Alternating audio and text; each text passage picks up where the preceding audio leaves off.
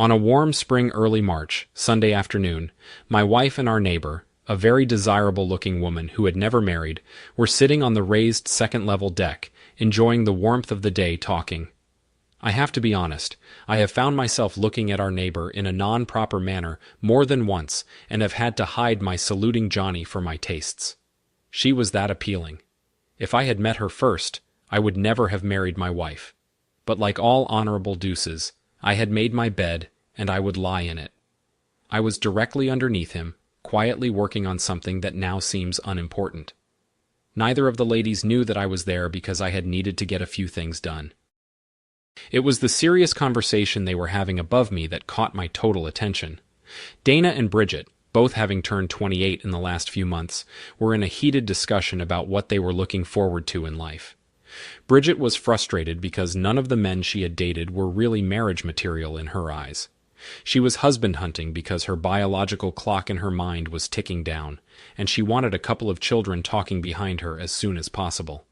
It didn't help that her mother felt she should have been married to a good man years ago, and was beginning to think that she was too picky. As her mother said, she should just find a man, train him, and get it done. My wife, Dina, on the other hand, had always been a strong, independent woman who listened to. No one said. After we got married, I told my husband, Trey, that the doctor said I couldn't conceive. So when I was in the hospital a few years back getting my appendix removed, I had the doctor's time. Eye tubes at the same time. Trey still does not know that I had that done. I wanted to make sure that I would never have kids, because I was afraid it would alter my looks.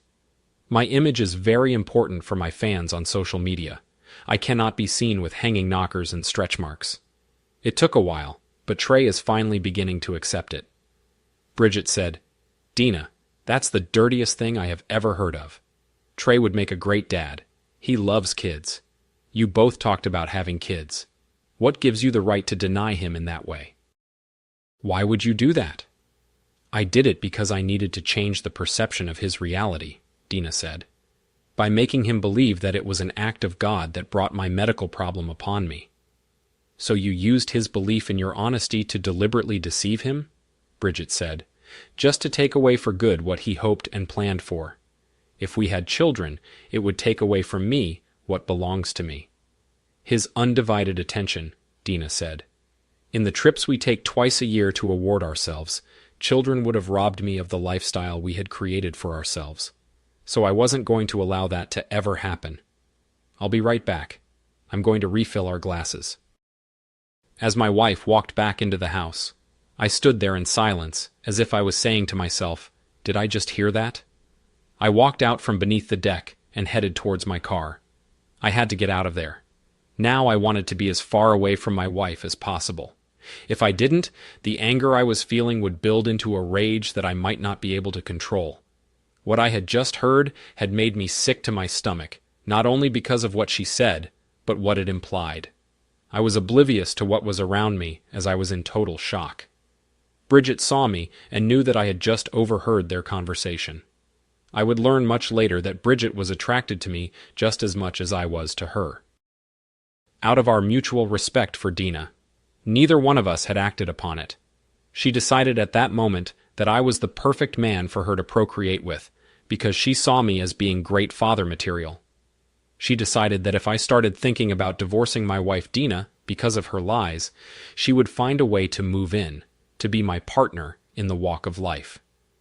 Dina and Bridget grew up in different environments. Dina's father was born with a silver spoon in his mouth and spoiled his daughter with everything. She expected the best and demanded it. Her first full-time job was in upper management in one of his businesses, so money to her was just a convenience to make things easier. She expected the best that money could buy, regardless of price, and was not satisfied with anything less. Dina, a stunning woman with black curly hair and 34-26-34 body shape, and was 5'6". She was very critical if everything was not over the top all the time. Even our vacations were to the extreme. For her, it was 2 weeks of being pampered too, as if she was the Queen of England. For me, they were a waste of money and nothing but a bore. They were something I neither wanted nor enjoyed. Every piece of clothing or jewelry was picked by Dina to enhance her image as a trendsetter and a leader in the social media community. She had successfully turned her Instagram and Twitter account into a money-making adventure. Since she started on that course, she went into it with the determination that was extreme. Everything was planned to get her further attention via the social pages and the mass media. Everything she did these days was to enhance its revenue potential. Every month she had a new hairstyle and a new image. In fashion, she was more popular locally than the president's wife. She was being followed so much that if she decided she liked something and bought it within weeks, for many it was a must-have item. Over the last 3 years, her following had grown to just over 1 million. She was working with 2 to 3 sponsors and was making good money by being nothing but a social butterfly. It was.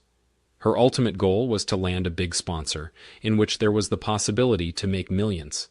She loved being the center of attention and milked it to her advantage.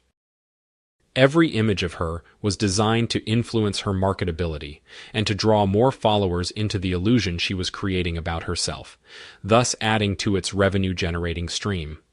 On occasion, she would type something on Twitter, just to be able to create a situation or an idea that would give her additional wanted attention. Being out and about in the city during social events was important to her. The more people in her entourage, the better the visibility in the gossip pages, which in turn was tweeted about, and Insta Reels were shot and posted. If it was happening in the city of New York, she had to be part of it. That meant she was out most nights until the wee hours of the morning. As a result, I quite often was left behind, and that suited me fine. I did not need the limelight or brainless idiots following me to define who and what I am. Besides the daytime job I had required that I had to be sharp and on my game. If I didn't, I would last long in the cutthroat business I was in. Bridget's father was a working stiff who slowly worked his way up the ladder the hard way. He had to work hard and long for everything he got. He had passed his values on to all of his children and took nothing for granted. Starting with nothing, he designed a product, developed it into a marketing line, and over the years had grown his company into a worldwide organization by buying out businesses that would fit into what he was building. He ran a tight ship, kept his costs under control, and his organization was one of the blue-chip stocks that paid increasing dividends every year. His team had a slow and steady approach that worked for him very well in his personal life. His wife and children always came first. He raised his daughter to be grateful for what she got, for what she earned. It was hard to earn, but easy to lose. So one had to be careful and modest in everything they did. Bridget was selective and more reserved in her nature towards things like getting more value for half the price out of things than my wife ever did. Those values had brought her a long way since she had graduated from university.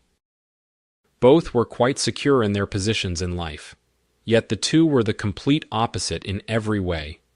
It still puzzled me how they could become friends. Bridget had a wholesomeness to her that bloomed fully.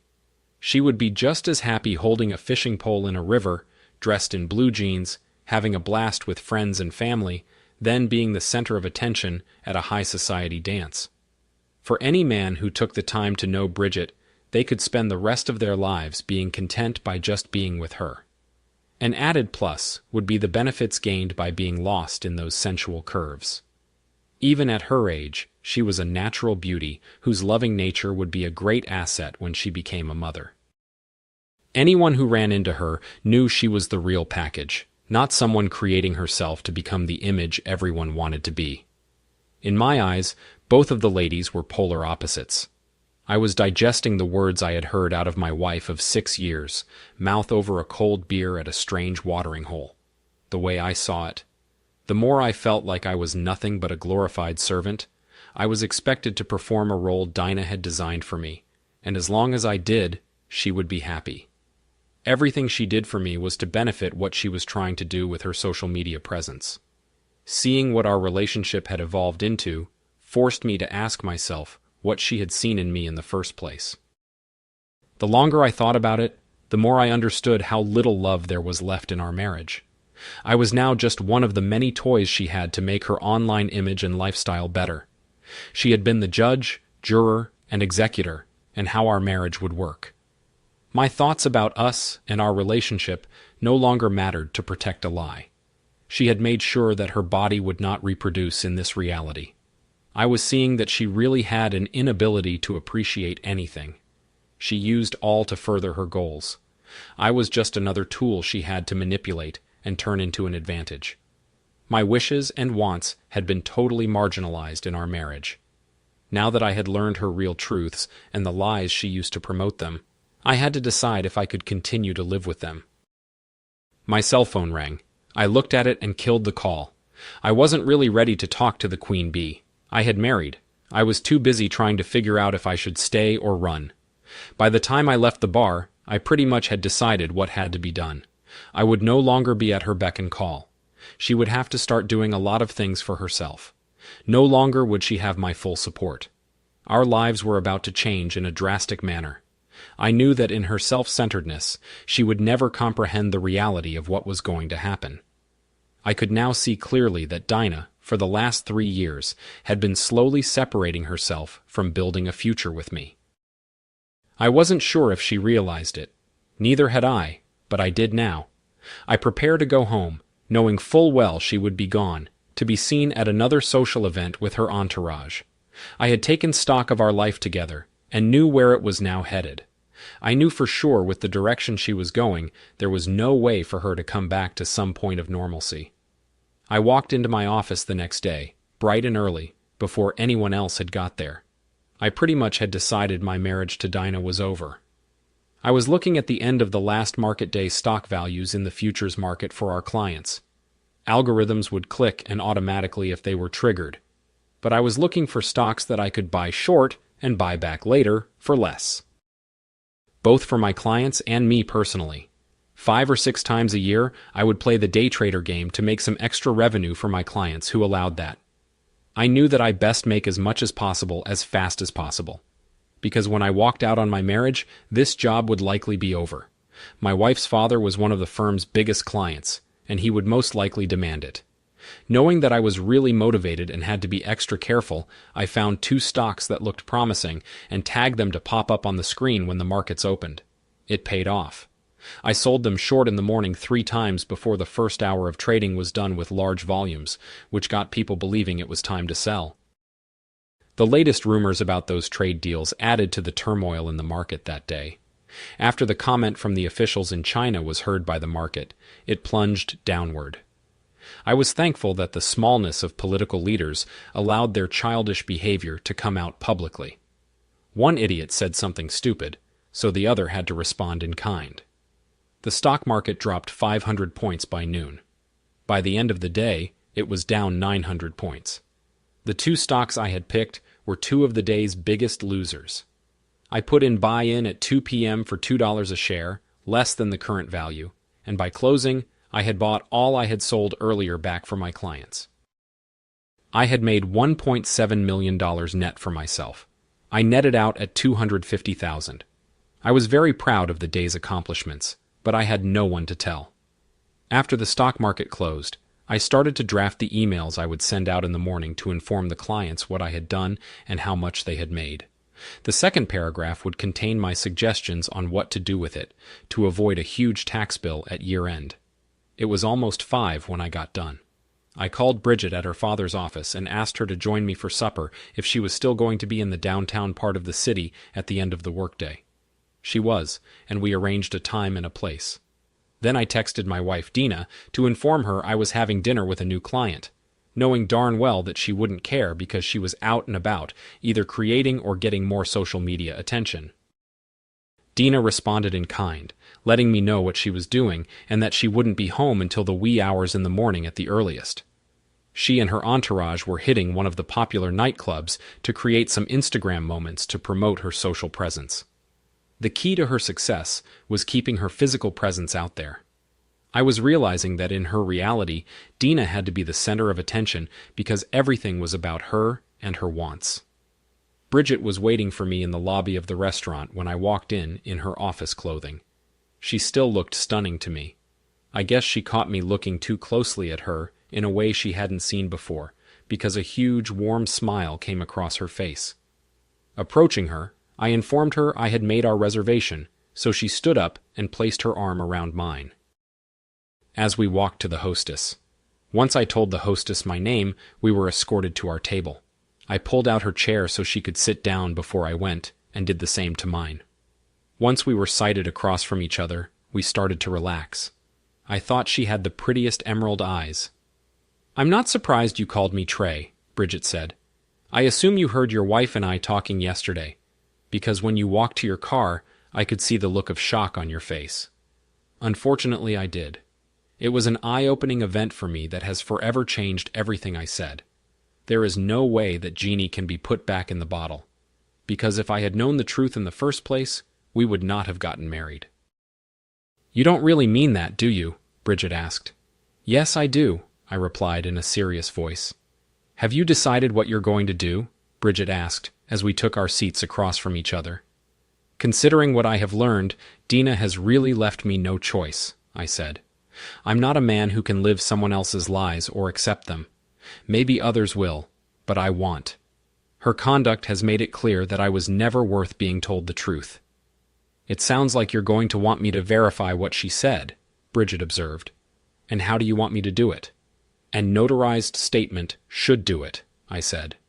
"With that, I can go to court and get the court to order the hospital to prove or disprove that the medical procedure was done.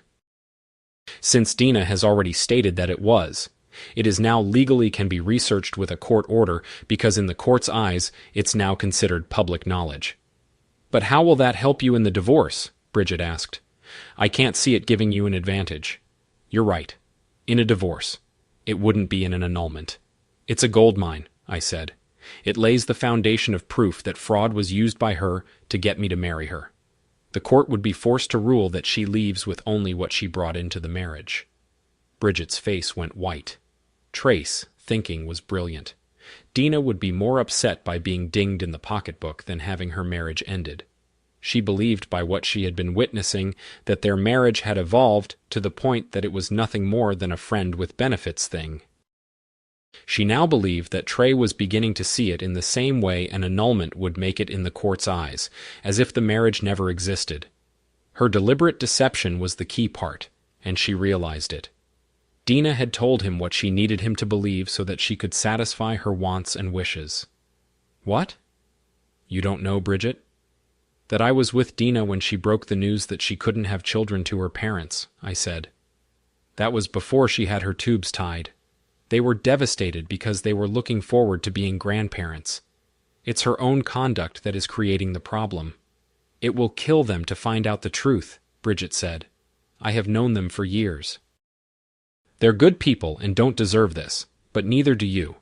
I'll have the statement you need set up to be couriered to you tomorrow. I will use an in-house staff notary to do it." "Thank you," I said. "Now let's sit back, enjoy our wine in each other's company while we eat." It was an enjoyable meal. Bridget and I discussed our likes and dislikes in general. It surprised us both just how much we had in common. Until now, we had been nothing but acquaintances, but circumstances were forcing us to open up to each other. That night we started to become friends. It had led to a pleasant discovery of how much we had in common. We ended up going home together because she lived next door just before we said goodnight. Bridget added one more suggestion. "Trey, I'm going to be trying to get my father to turn over the management of his personal investments and mine over to you," Bridget said. "I'll tell Dina that it was my father's idea. That way I can keep you informed what's in the back of her mind without getting the second degree from her about the friendship we're developing." "Sounds good. Text me your email address so I can forward some information that you can share with your father," I said. "That way, you will have some valid reasons why you're making the suggestion to him. I know our fee structure is less than most of our competition." The first thing the next morning, I sent her the confidential information of what we charge for regular clients and what our spread was for corporate when in negotiations for 401's accounts of their employees. By giving Bridget the tools she needed, I was protecting both her and me from being accused of doing something unethical for our own benefit. True to her word, Bridget got me the letter the very next day. I forwarded it the same day to my lawyer, who would get me one of the best divorce lawyers in his firm to handle the case for the rest of the week. Bridget and I would chat on the cell phones briefly. It became something I looked forward to each day. Friday was a day that completely blew me away. The stock market had gone up drastically all week and had gained back what it had lost on Monday. So I sold some of the shares I had bought for Monday's profit for myself and my clients for a nice profit, while leaving the original dollar value of investments intact. My clients were super happy with the results. It was at 11 a.m. on Friday when I got called to report to the president's office. Since he was a busy man, to be called to his office unexpectedly meant that either you were being promoted or escorted out the door. His executive assistant looked at me and smiled, saying, "Don't worry, go right in. He's expecting you, Mr. Richards." That made me more worried because his receptionist had never called me Mr. since the first day I had started. The president stood up as soon as I entered and offered me his hand, saying, "Well done. Trey Richards getting the president of Data Store Control Corporation to consider coming to our firm with his employee retirement funds for us to manage is a great achievement."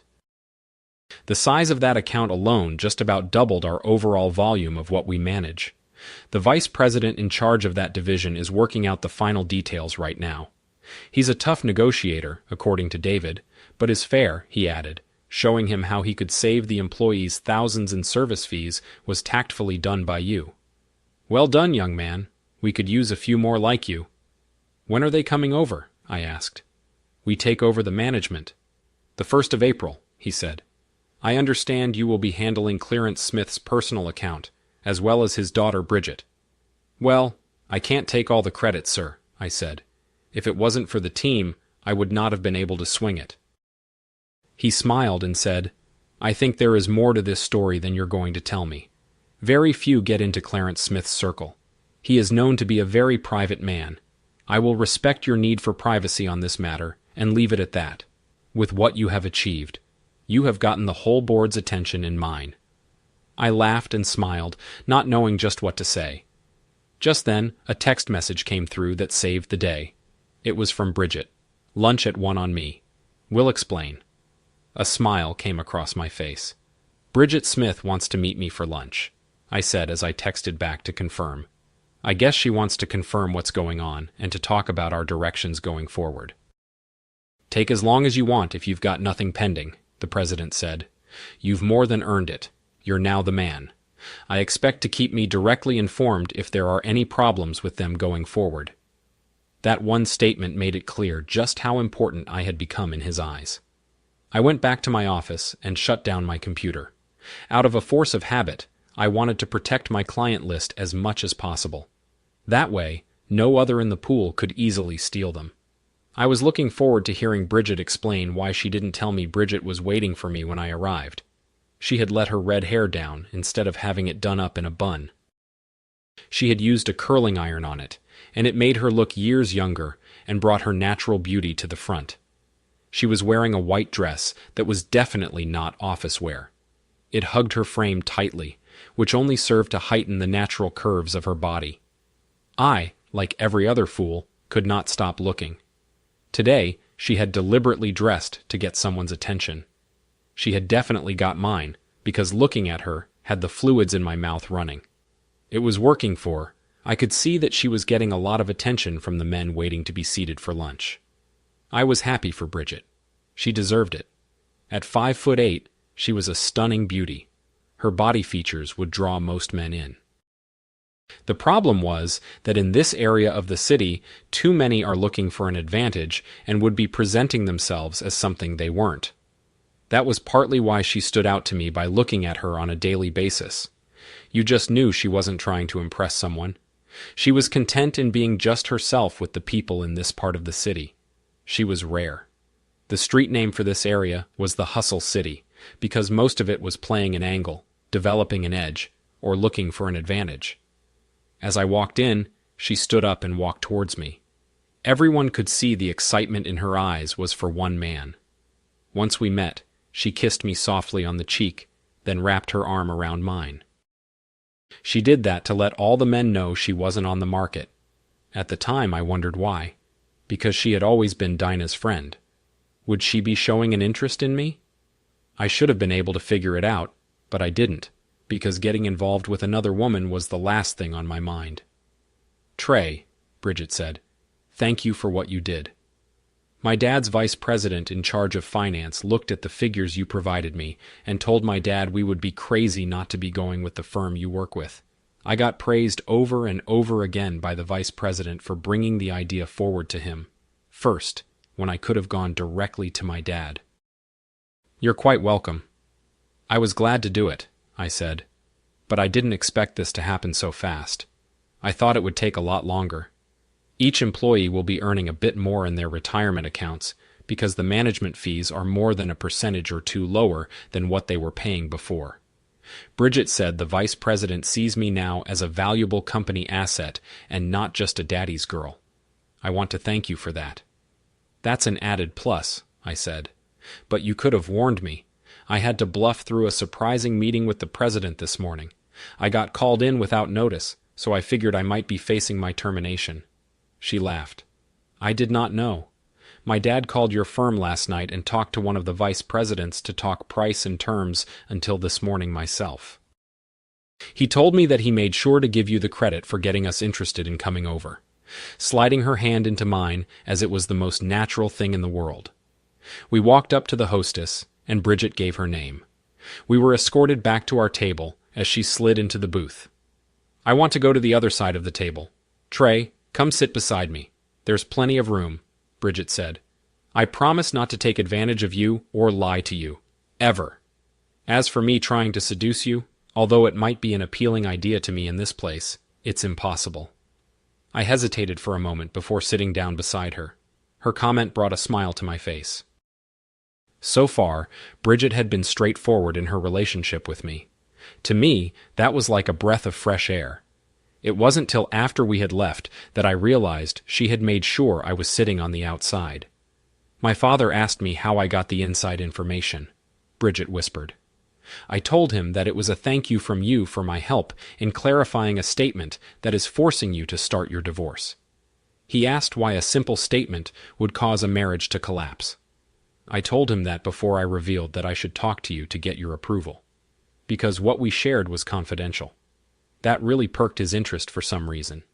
It was he who suggested this luncheon. So that is why I got invited to lunch today," I said with a smile. "If you trust him to keep it to himself, go ahead and explain." "Partly," Bridget said.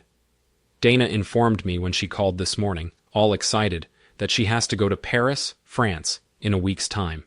She has an international luxury company wanting her to become their spokesperson in North America. This is the big sponsor she has been looking for, and they have come to her. She is going to be demanding that you change your schedule and go with her." "I see." I said, "It's going to be a shock to her when I say no. Her going may be a blessing because it will give me time to start finding an apartment to rent.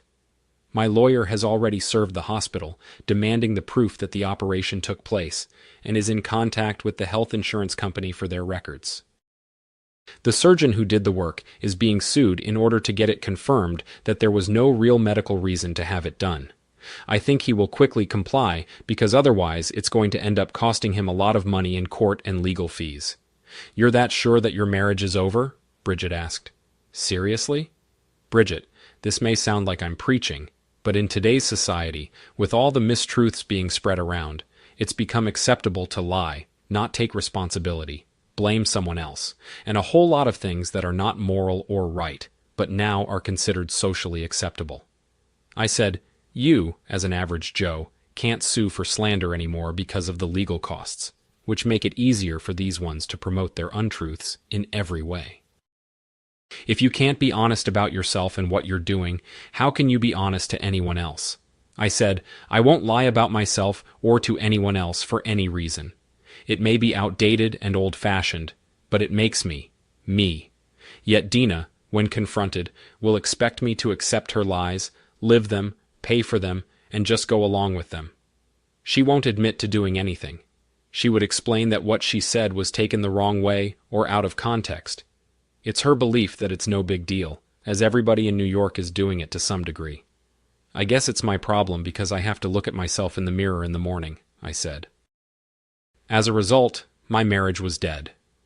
The moment I found out that our marriage was nothing but a bunch of lies, hearing from her own mouth what she did to herself for herself, killed any of the love I had left. It puzzled me to see that what I had said had put a huge smile on Bridget's face. To a lot of people in this room, your words make you a bigot or a hater. Bridget said, I agree with you fully, but most won't. Should I lower my principles, morals, and standards just to help them justify their hate towards me? I asked.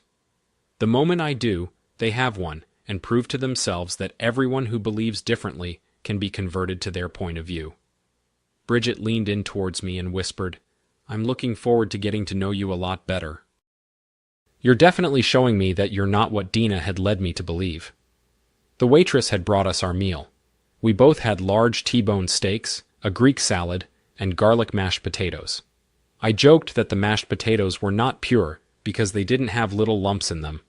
That is just what my dad would say, Bridget said with a smile.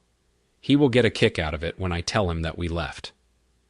Once we were done, and since there was no rush to get back, both Bridget and I took a stroll down the street. Bridget made sure that as we took a stroll that I was on the outside. We stopped at a street florist, and I bought her 6 yellow roses to celebrate our blooming friendship. It was well after 3 when we finally separated to finish off the workday. For some reason, I just could not get back into the groove of things when I returned to my desk. My mind was on a certain redhead who had just set up a future date with me, very slyly. Our budding relationship, whatever it was starting to get interesting. I was prepared for what I knew was coming when I got home. As I got out of my suit, my better half was getting dressed as she was expected out at another social event that evening. Dana pulled out her request shortly after I got finished changing and wanted me to get right on it on Monday. I frankly told her there was no way I could get the time off, because we were nearing the tax time and I had to be there to answer any questions that my clients might have. Dana was definitely not expecting my refusal and visibly showed her complete dissatisfaction with me. Besides, with the up and down swings on the stock market lately, because a lot of idiots with little or no knowledge panic, it's best that I stay near until some sort of stability returns to the market, I explained. When you get idiots acting on feelings instead of using accurate knowledge, all sorts of problems can arise. Who am I going to get to go with me? Dana asked on this short of notice. I'm sure that one of the boy toys in your entourage that follow you around will gladly go with you, I said, after all. According to the New York Times gossip columns, there have been rumors that you have slept with a few of them. Let me tell you that there is no truth to those rumors, Dana said. I have been faithful since the day we got engaged. If that is true, then why haven't these ones denied it? I asked. On second thought, why haven't you? I just did, Dana said, starting to show her anger. I opened the New York Times and one of the gossip lady's daily column and started to read out loud. Dana Richards and 6 of her growing entourage were seen leaving the latest showing of Hamilton Wednesday night. It was brought out that they were there to cheer Miss Richards up, who was apparently having marital problems with her husband, who has been fashionable missing from Miss Richards's arms for quite a few months. Those in the know are beginning to wonder if he still exists. He has Miss Richards open, and a very public lifestyle began taking its toll on another one of her personal relationships. It's looking like one of her boy toys who are always with her might have stepped up to be more than that. None who are always with her that I have talked to are denying that thought. Inquiring minds wonder if her husband knows what the truth is. I think I have read enough to get the picture. I said, don't you? But it's not true, Dana said, trying to defend herself unsuccessfully. There has to be some truth to it. I said, after all, it's printed in the New York Times. That's why it's the best-selling paper in the city. Perhaps you planted it yourself. That's why the writer makes it sound so creditable. I wonder what your dad thinks. Perhaps I should call and ask him. I got an idea. You can tweet all your followers and ask if the New York Times is telling the truth. After all, over 1 million of your followers can't be wrong. I started to walk away, heading towards my home office. I heard Dana slam the bedroom door behind me. She would act out her anger on somebody tonight because I knew she wasn't happy. I had just thrown the publicity she craved for right in her face. Dana had a lot of thinking to do. What I knew was the truth didn't matter, because the public perception was showing what her lifestyle was implying. If they were saying she was nothing but a 3. Oh, for who was I to say that the New York Times was lying? I was using it to make Dana believe that I was buying the media hype, just like most of the newspaper's readers. If you created the perception, most would accept it as the truth no matter what. After all, if the New York Times, the most liberal paper in the country, was implying that she was nothing more than a married hooker, they had to have the proof to back it up, wouldn't they? Bridget said that perhaps she was getting a taste of what she deserved for not treating her husband better. "How many nights have you left Ray alone?" she asked, "while you're off building your dream? What else is Trey supposed to think? Because not once have you publicly denied it. When you're out and about in party mode, who knows what's going on? How's your sexual relationship with Trey cooled off drastically in the last few months? Is it because your eyes are elsewhere?" Dana didn't dare say a word because it had. She had been totally neglecting me. Bridget hit her hard before telling Dana about the very romantic luncheon she had with her newest romantic interest, pointing out it was nice to have a romantic afternoon with a man who wasn't after something. She was totally surprised by him because he was not at all like she had been led to believe. In fact, the two of us have agreed to go to an out-of-state party next month. Dana realized that Bridget had somehow found someone that seriously perked her interest, because she had never been that aggressive in her relationship with a man before. Dina was dying to find out all about him. Dana was learning that she was no longer Bridget's center of attention, and wanted to know the juicy details.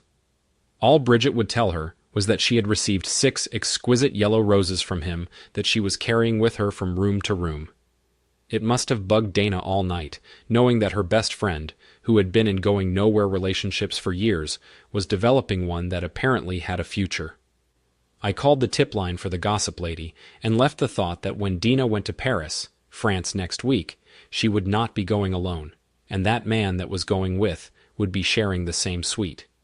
It might be a good idea if a contact in Paris could keep her informed as to what was going on. After making myself some supper and throwing the dishes in the dishwasher, I began the task of moving all my personal items from our bedroom into the spare bedroom. I was starting to separate my life from hers while I waited on the lawyers. I knew her deliberate action had forever destroyed her credibility with me. When Dana got home in the early hours of the next morning, she discovered I wasn't in our bed before she got up. That Saturday morning, I had dressed in blue jeans and gone to the office. I did leave a note on the kitchen counter saying that I needed to work because it was so busy and I just to catch up. So I was ready for what happened on Monday. It also helped to validate my reasons for not doing what she wanted. It was around 11 that I got inspired by a spot of ingenious snooze. I went out to an instant teller to get cash.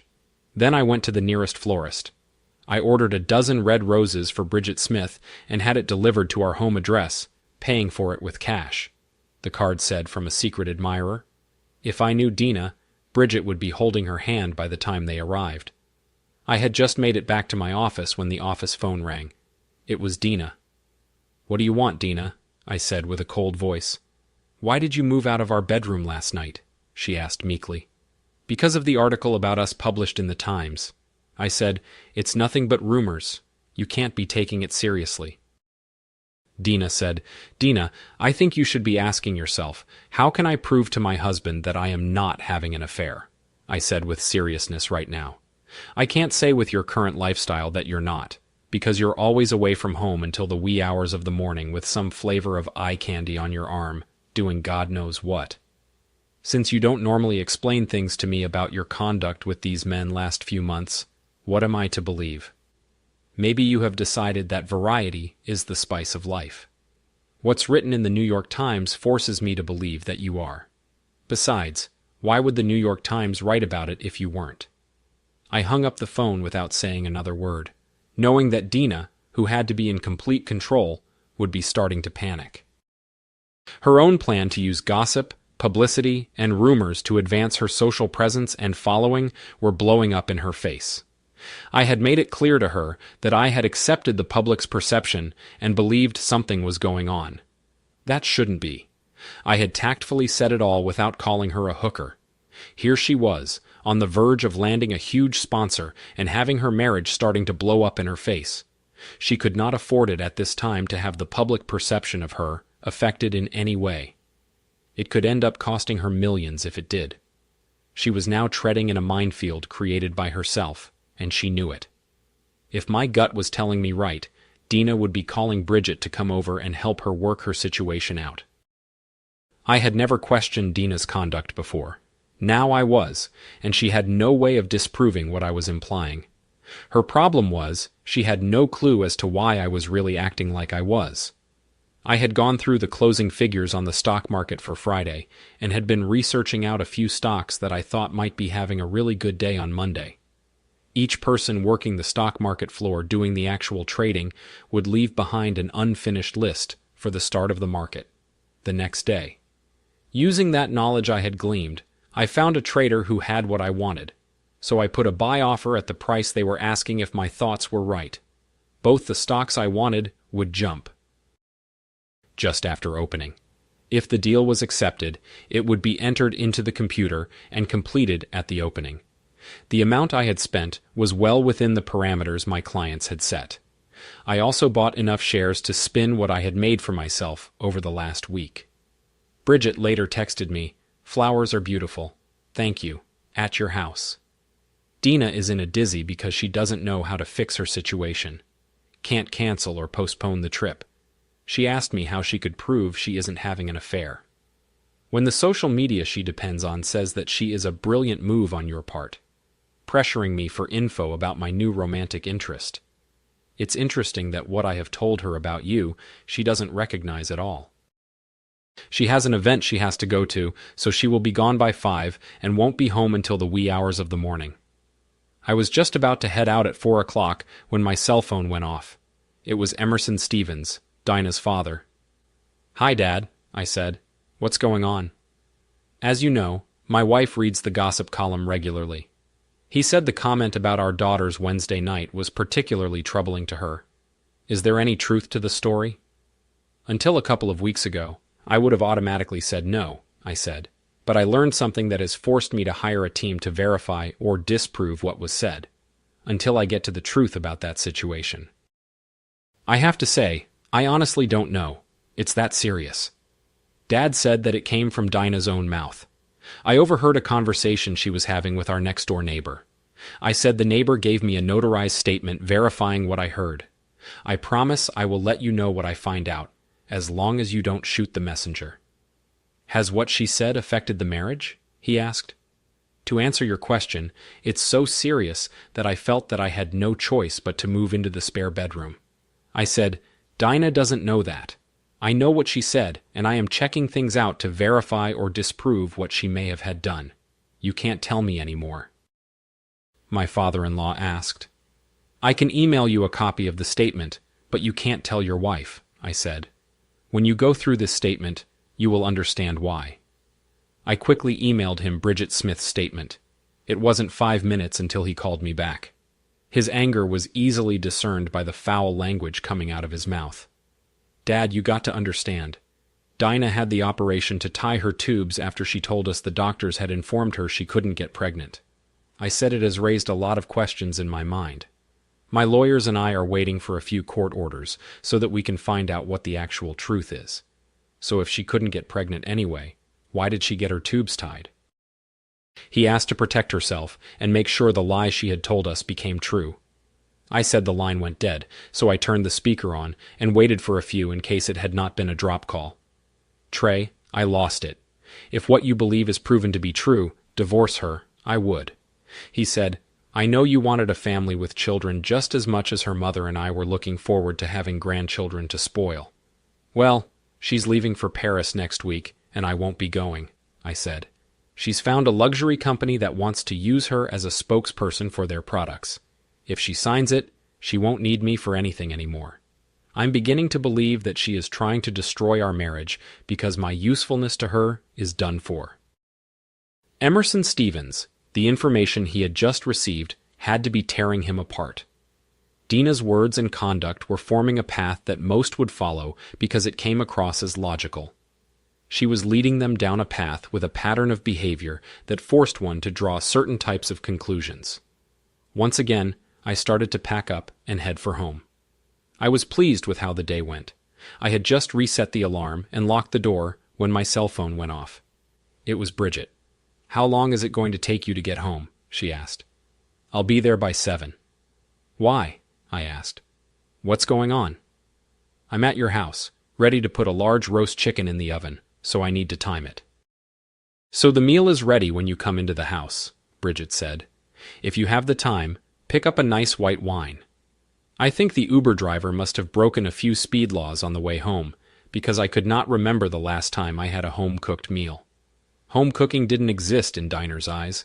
There is nothing like the smell of food cooking in the oven to welcome you home. I had picked a nice couple of bottles of white wine to complement the meal. Bridget had gone over top. The roast chicken was cooked to perfection. Its skin was brown and crisp. Yes, the mashed potatoes had lumps. I noticed them and said so, but they were still rich, thick, fluffy, and perfect. The salad was served with its own vinaigrette, so you could pour on enough to satisfy your own tastes. I gladly overate because the food was so good. For some reason, Bridget seemed to enjoy watching me eating everything until there was nothing left on the bone. "How were you able to pull all of this off?" I asked. "I got dinner to convince me that my talking to you in private might help calm the situation down. She offered to order and pay for the food," Bridget explained. "I suggested this, and she went for it, saying it was the perfect thing to get Trey to unwind and relax. Perhaps it will allow you to change his thinking so that he will be open to listening to my reasoning." I shook my head, trying to adjust to the fact that Dinah didn't even question the idea that Bridget and I would be alone over dinner in a very private setting. "I told Dad what was going on with Dinah and you. Bridge said he now understands why the statement I provided you is so important. My dad wants to meet you as soon as possible. I think he wants to see for himself. If you're the type of man he thinks you are, we can do that. As soon as Dinah finds out that your father and you are my clients." I said Dinah's father called me just before you did. His wife had seen the remarks in the gossip article, and he needed clarification so he could reassure his wife that they were not true. I ended up sending him a copy of your statement. How did he take it? Bridget asked about as good as I did. I said I had to tell him that he would be the first to know what the proof showed when I got it. He now knows I have moved into the second bedroom. His final thought is if what she said can be proved, that I'd better get the divorce as soon as possible. Bridget took my hand, smiled, and whispered, "I will be standing right beside you to help you through it." Dinah spent more time today trying to find out who my admirer is than dealing with you and her situation. It shows us what is really important to her. That says a lot in itself. I said I'm just upset with the fact that I didn't see it before now. After dinner, we cleaned up and then went into the living room to watch pay-per-view movies.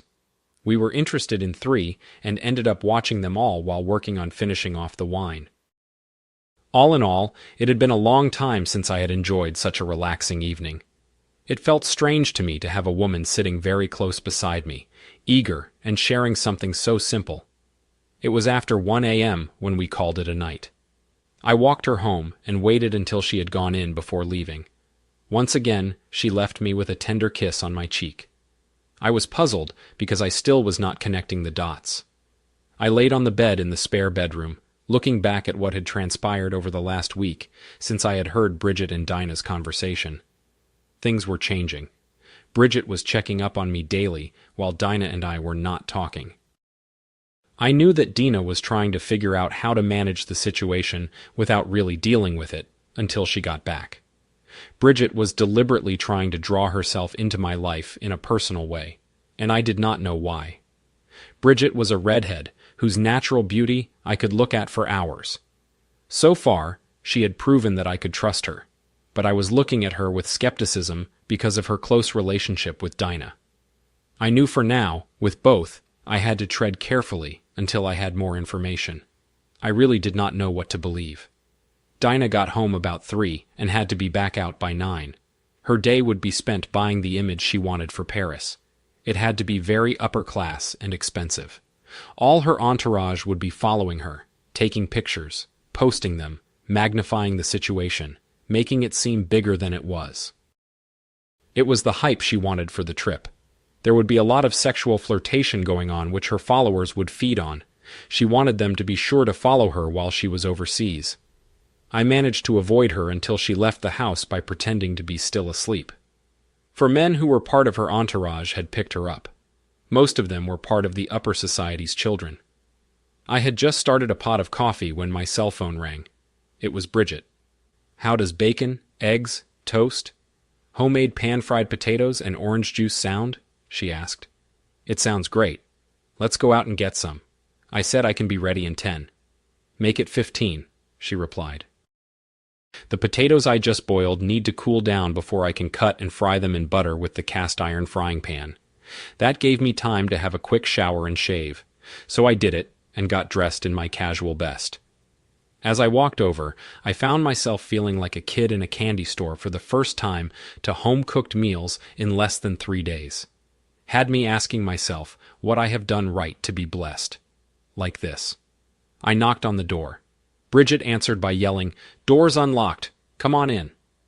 My first impression of Bridget's home, that it was a home built and designed to be filled with comfort and love, while diners in mind were designed to impress the unexpected, who dropped in for some reason after breakfast. I was in no hurry to go anywhere, because I had not felt this comfortable in a long time.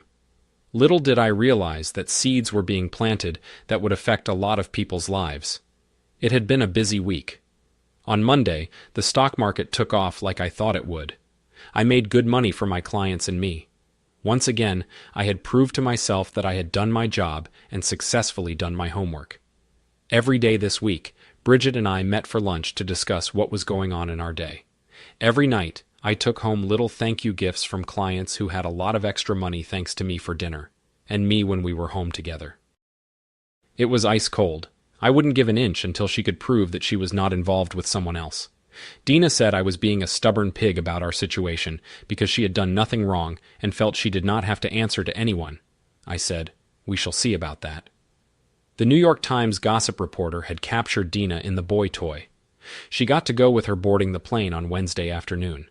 He was now totally outed, according to the paper, as her latest romantic interest. It looked like the gossip reporter had taken the bait. She also now had part of Dina's entourage public, saying that Dina and I had to be in an open marriage for a few years. It had been a mutual decision between the two of us to keep our lifestyle choices private. Those who were in the know knew it to be total BS. They had a close-up of Dina's left hand, lacking her wedding rings just before she loaded the plane. When I was contacted about the article as it was printed, all I said, "Well, if it's in the New York Times, it must be the truth that Dina is telling everybody. If it is, it's news to me, because it was never discussed with me." Somehow, my comments had got back to the gossip lady. She had a whole piece on my personal views about Dina's and my relationship. Amazingly, she had never talked to me. Those who read it just assumed she had. The perception was that I had just found out about being dumped in such a public way and was having a hard time coming to terms with it. I got phone calls from both of my in-laws, concerned about my well-being because of it. Emerson Stevens called me on Friday, trying to figure out what his daughter was doing. I replied, proving my feelings right. He threatened to lower the boom on his daughter right away. I got him calmed down and told him that until we get actual proof that can't be denied, the truth means nothing because perception meant everything. Besides, the truth means nothing except to a few. Most will buy the views of the media without question. For now, although Dina feels she was in the driver's seat, she had no clue about what her family knows. Her meeting with the prospective new client was on Monday. They would be wining and dining her for the next few days to smooth her into signing. It was going to be promoted to the extreme because free publicity meant everything for both sides. It made it possible for big money to be made without much cost. I wondered if the boy toy on her arms would be stupid enough to make a serious move upon my loving and apparently willing wife. Dana had learned from Bridget just the day before she left that I was now becoming her father and her financial advisor. Quietly behind the drama, Bridget was making her move. Somehow, she got Dana's blessing to keep my mind off our situation until she was able to return to deal with it. Dana still thought we could resolve our differences, if she could sit down and lead me through it. All she thought she had to do was to set my thinking right about what the media was reporting. The updates from my divorce lawyer were looking good. The background material she was gathering was outstanding.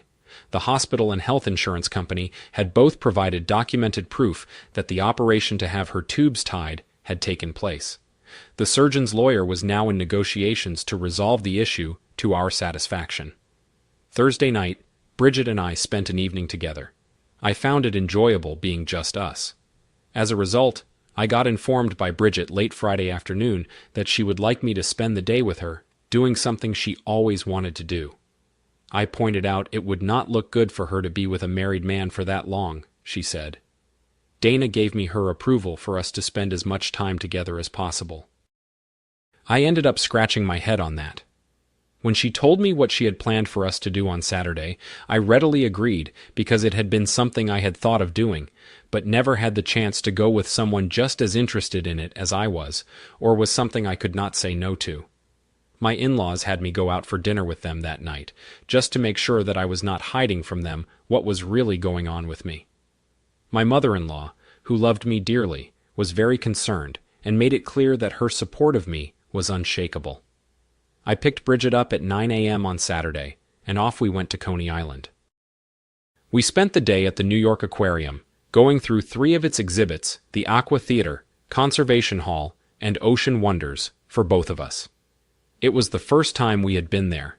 It was fun to discuss the things we were seeing as we both were developing new interests together while learning more about each other. It was a fun, relaxing day because we both agreed to shut our cell phones off and leave them locked in the glove box. It's nice when you share a day with someone you respect because it ends up drawing you closer. Not having the phone constantly bothering you was refreshing. It seemed to be a day we both needed for different reasons.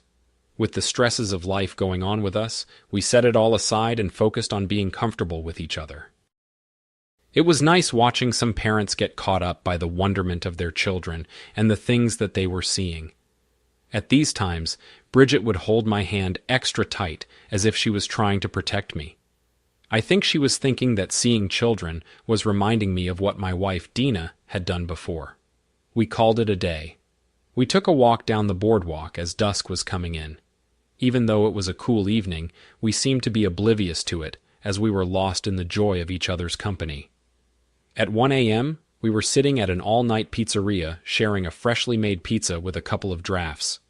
When I dropped her off and walked her to her door, she invited me in. But I declined by saying, "My heart wants to, but I best not. 2 wrongs don't make a right. Before I do anything, I want to be sure it's for the right reasons. So until I have served her, because I know where we would end up, I will discipline myself because I don't want anything to cheapen what we have. That is why I haven't made a move." With that, I wrapped her into my arms, leaving her with a deep tongue, exchanging a kiss as her body seemed to fold into mine. It blew me away because it was the first time I had ever experienced that. I didn't realize that in Bridget's eyes, the dance of romance between the two of us was already in full swing. My words to her conveyed my deep respect for her as a person. I would later learn that she had texted her mom before going to bed to tell her that she had just experienced one of the most romantic days in her life. A second text to her a few minutes explained that she felt like she was falling in love. I slept in on Sunday, having nothing planned but doing some things around the house. Once I got the coffee brewing, I threw a load of laundry in.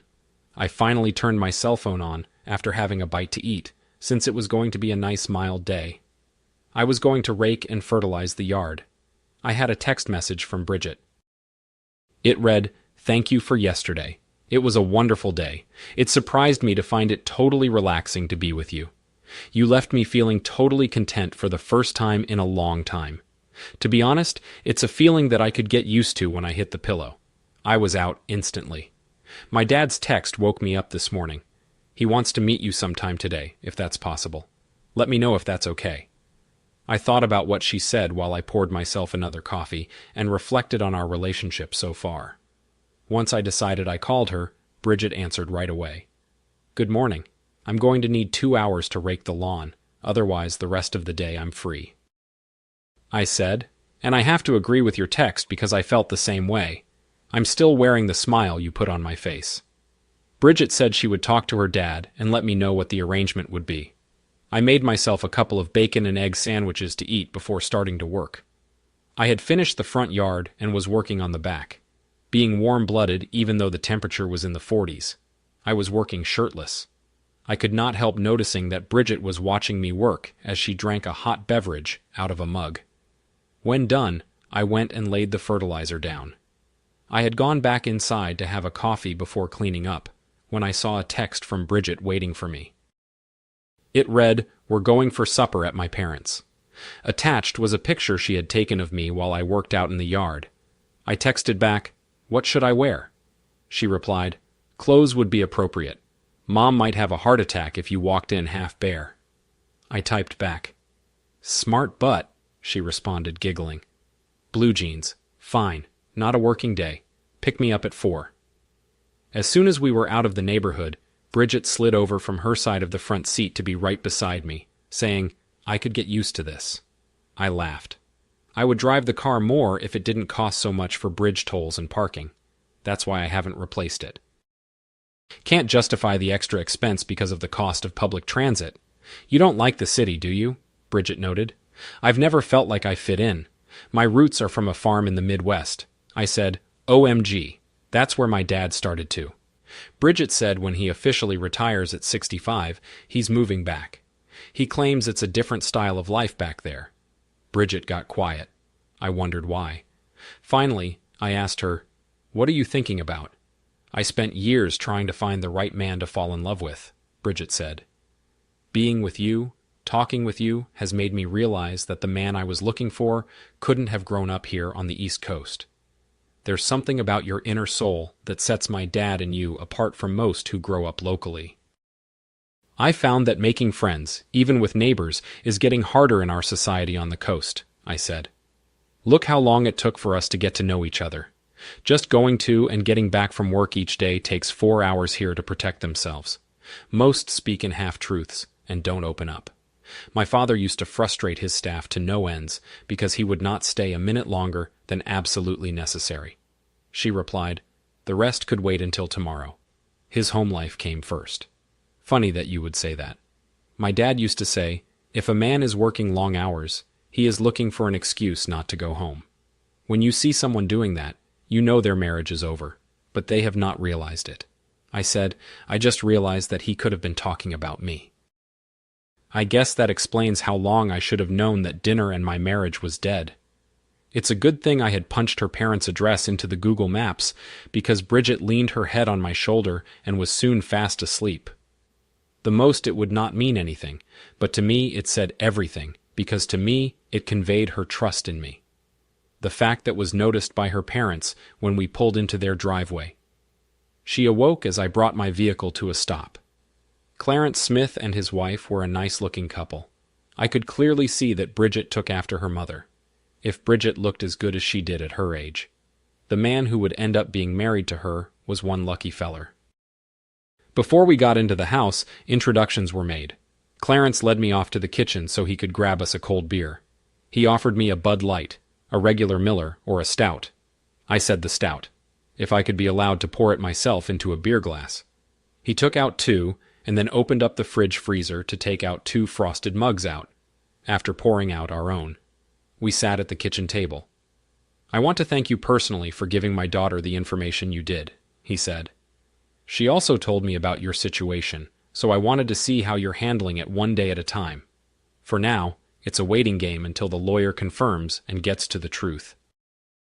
Once we have it, she will be kicked to the curb.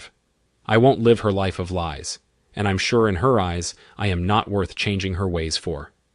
I said I will be going for an annulment instead of a divorce because as it looks now that I was conned into the marriage and your relationship with my daughter for now. Clarence asked, "Strictly platonic until my divorce is granted. Although I know in her own way she has been trying her hardest to slowly rope me in," I said. "And sir, more importantly, she knows that this is the way it has to be. If I expect honesty, I have to show it too. Clarence smiled. My daughter said I would be pleasantly surprised by you. I must admit that she is right. I knew the first time she talked about you, by the way. Her face lit up that there was more than just a casual interest in you. Thank you for making it clear that you're not going to take advantage of her because many would. Off the record, sir. Anyone who took the time needed to really know your daughter, as I have these last few weeks, would find her easy to love. I said you should be proud. You raised her well. It was at that moment that Bridget and her mother joined us. I could see that Bridget seemed nervous, but as soon as she saw the look on her father's face, it began to dispel. I took the time to discuss my plans about their investments going forward, and chastised her father for not setting up a retirement account for his wife and using it to his advantage. I explained that sometimes we get so busy in life that we overlook the obvious. Sir, I saw the size of your bonuses to your upper management last year, and I am ashamed to tell you there's a better way. I said, give them a choice by suggesting that they direct the corporation to directly deposit it into their retirement account, thus giving them the opportunity of avoiding losing it to the tax department because it puts them into a higher tax rate. Bridget, your man pulls no punches. He tells it straight. That is so refreshing to see. Clarence said, as he said earlier, he thinks you're trying to rope him in. You both have my approval going forward to see where your relationship goes. Both Bridget and her mom teared up. I was sitting there wondering why. Later, as we fired the barbecue up, he explained why I had you checked out when my daughter first mentioned you. So I knew you were married when she presented me with the confidential information about your firm. I asked why she said she had to talk to you first when she did. She told me the whole story. It conveyed to me the trust you two were developing in each other. It gave me a good idea of what kind of man you were. He explained, your approach to me today proved to me that what I thought was right. You had no clue as to what I knew, yet you had nothing. It was obvious to me that you were not raised in this city. That added to your credibility. I laughed and said, when you get stuck in the Missouri red clay, you realize that no matter how smart you think you are never really in control, because God does have a sense of humor, and at His time, He will show it to you just to keep you humble. Clarence laughed and said to the South, you're not South enough. To the North, you're not the North, you're the South. Back home was the show me state, and to those from there, that says it all. Trey, you have shown me well. On the way back to our homes, as Bridget sat beside me, I realized that her parents believed their daughter was in love with me. I knew I had to tread carefully. Human emotions should not be played with, as I had been reminded the hard way from. I had spent most of the weekend with Bridget, and it had been 2 of the best days I had spent in a long time. It had shown me what life could be like if I worked for it. The more I saw the possibility of it, the more I wanted it. Surprising. The week at work was quiet and steady. It allowed me the chance to review all of my clients' accounts to ensure there was steady growth on a few. I had to make a few minor adjustments, but that was normal. Although we didn't talk during working hours, Bridget kept checking on me via short texts every night until bedtime. We were together. If we were at my place, I walked her home. I had given my word to her father and had taken the relationship no further. If Bridget would have had her way, we would have gone a lot farther. Dinah had signed the agreement after 4 days of negations for the next 5 years. She would be making millions. The luxury company was the 4th that had come on board. Her tweets and self-promotion with her perception of things was, and would remain, a market-driving force for all concerned. Sad. In building her marketing empire, she had built herself into a box that she could get out of. She was about to realize that all her scheming, manipulations, and misdirection to present a certain perception to the masses was the trap that going to end up hurting her the most because it was taking a life of its own. The gossip lady's contacts had not disappointed. Everything Dina and her boy Toy did had made the printed pages back here in the New York Times every day, creating quite a few Twitter discussions, causing more to follow for her because everyone wanted to keep up on it. To some, this was like watching the soap operas on TV. It had been a week of them doing nothing but flaunting their relationship in a very public way. Although there might have not been any sexual activity between the two, their contact, The physical touching, the soft, sensual kisses left on cheeks, the eye contact and gestures imply that theirs was a new love in full bloom. The mass media was presenting it here as a spring Paris romance story. The perception of the New York Times gossip pages was that Dina Richards had thrown away her marriage, and even though they had separate suits, they were adjoining the hotel maid. It had been rumored, had supposedly confirmed, that only one bed was used by the two. Since it was published in the New York Times, it had to be true. After all, in the public's eyes, the New York Times never lies. As soon as she cleared customs that Friday morning, Dina Richards was served. It had been confirmed that there had been no need for Dinah to have medically had her tubes tied. Until that point, Dinah was completely functional and had been capable of carrying children full term. I had my lawyer courier, Emerson Stevens, a copy of the New York Times gossip reporter, was there to capture it. So was a news crew assigned to one of the local Saturday morning talk shows. When the reporter asked Dina all about it, she claimed it was all a huge misunderstanding, that once she talked it all out with her husband, Trey Richards, the misunderstanding would be straightened out. After all, we have an open marriage. So all this was a little fun on the side. The reporter responded for more than a week. You appear to be flaunting your relationship with your boy toy. The perception is that you dumped your husband for a week of sexual pleasure in the city of romance. They caught a picture of Dana's face going white and published it online the same day. The New York Times gossip reporter stated, the only reason that Dana Richards' face went white was that she believed she would not be caught. Dana called Bridget as soon as she could to listen to her claim that this was all a mistake. Bridget suggested the first thing she should do is go online and read the social pages of the New York Times from the day she left. It will show you the truths that we who know you have now come to believe. If the New York Times published it, it has to be the truth. About 2 hours later, Bridget answered her cell phone. What do you want, Dana? I read the articles and they have been spun all the wrong way, Dana said. What we did was for the publicity. None of it was real. Dana, you took off your wedding rings before you even left. That said, more than anything else, your problem is that no one will believe you, no matter what you say, Bridget stated. Have you read Trey's divorce petition? If not, read it, because your denial, even to most of your followers, comes across as the lie. We all know that if the New York Times prints it, it must be the truth. Otherwise, why would much of what they say be carried by the television stations nationwide? Bridget added. Their words are quoted and supported by most of them. Why? I haven't had time. I've come home to find everything a mess, she replied.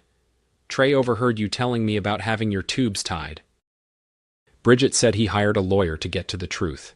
When you read the papers you were served with, you will see what he found out. He's going for an annulment because he believes you lied and conned him into marriage. But his thinking is all wrong. I married him because I did love him. Dana said, Dana, your own lies and conduct have caught up to you and forced him to see what you really are. Your action has destroyed what little love he had left for you. He was so upset. He even talked to your father and mother.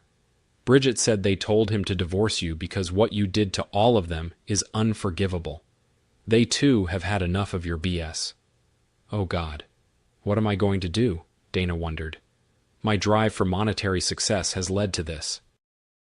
It was my friendship with one of the editors of the New York Times who taught me how to manipulate things so that the general public would accept it as the truth.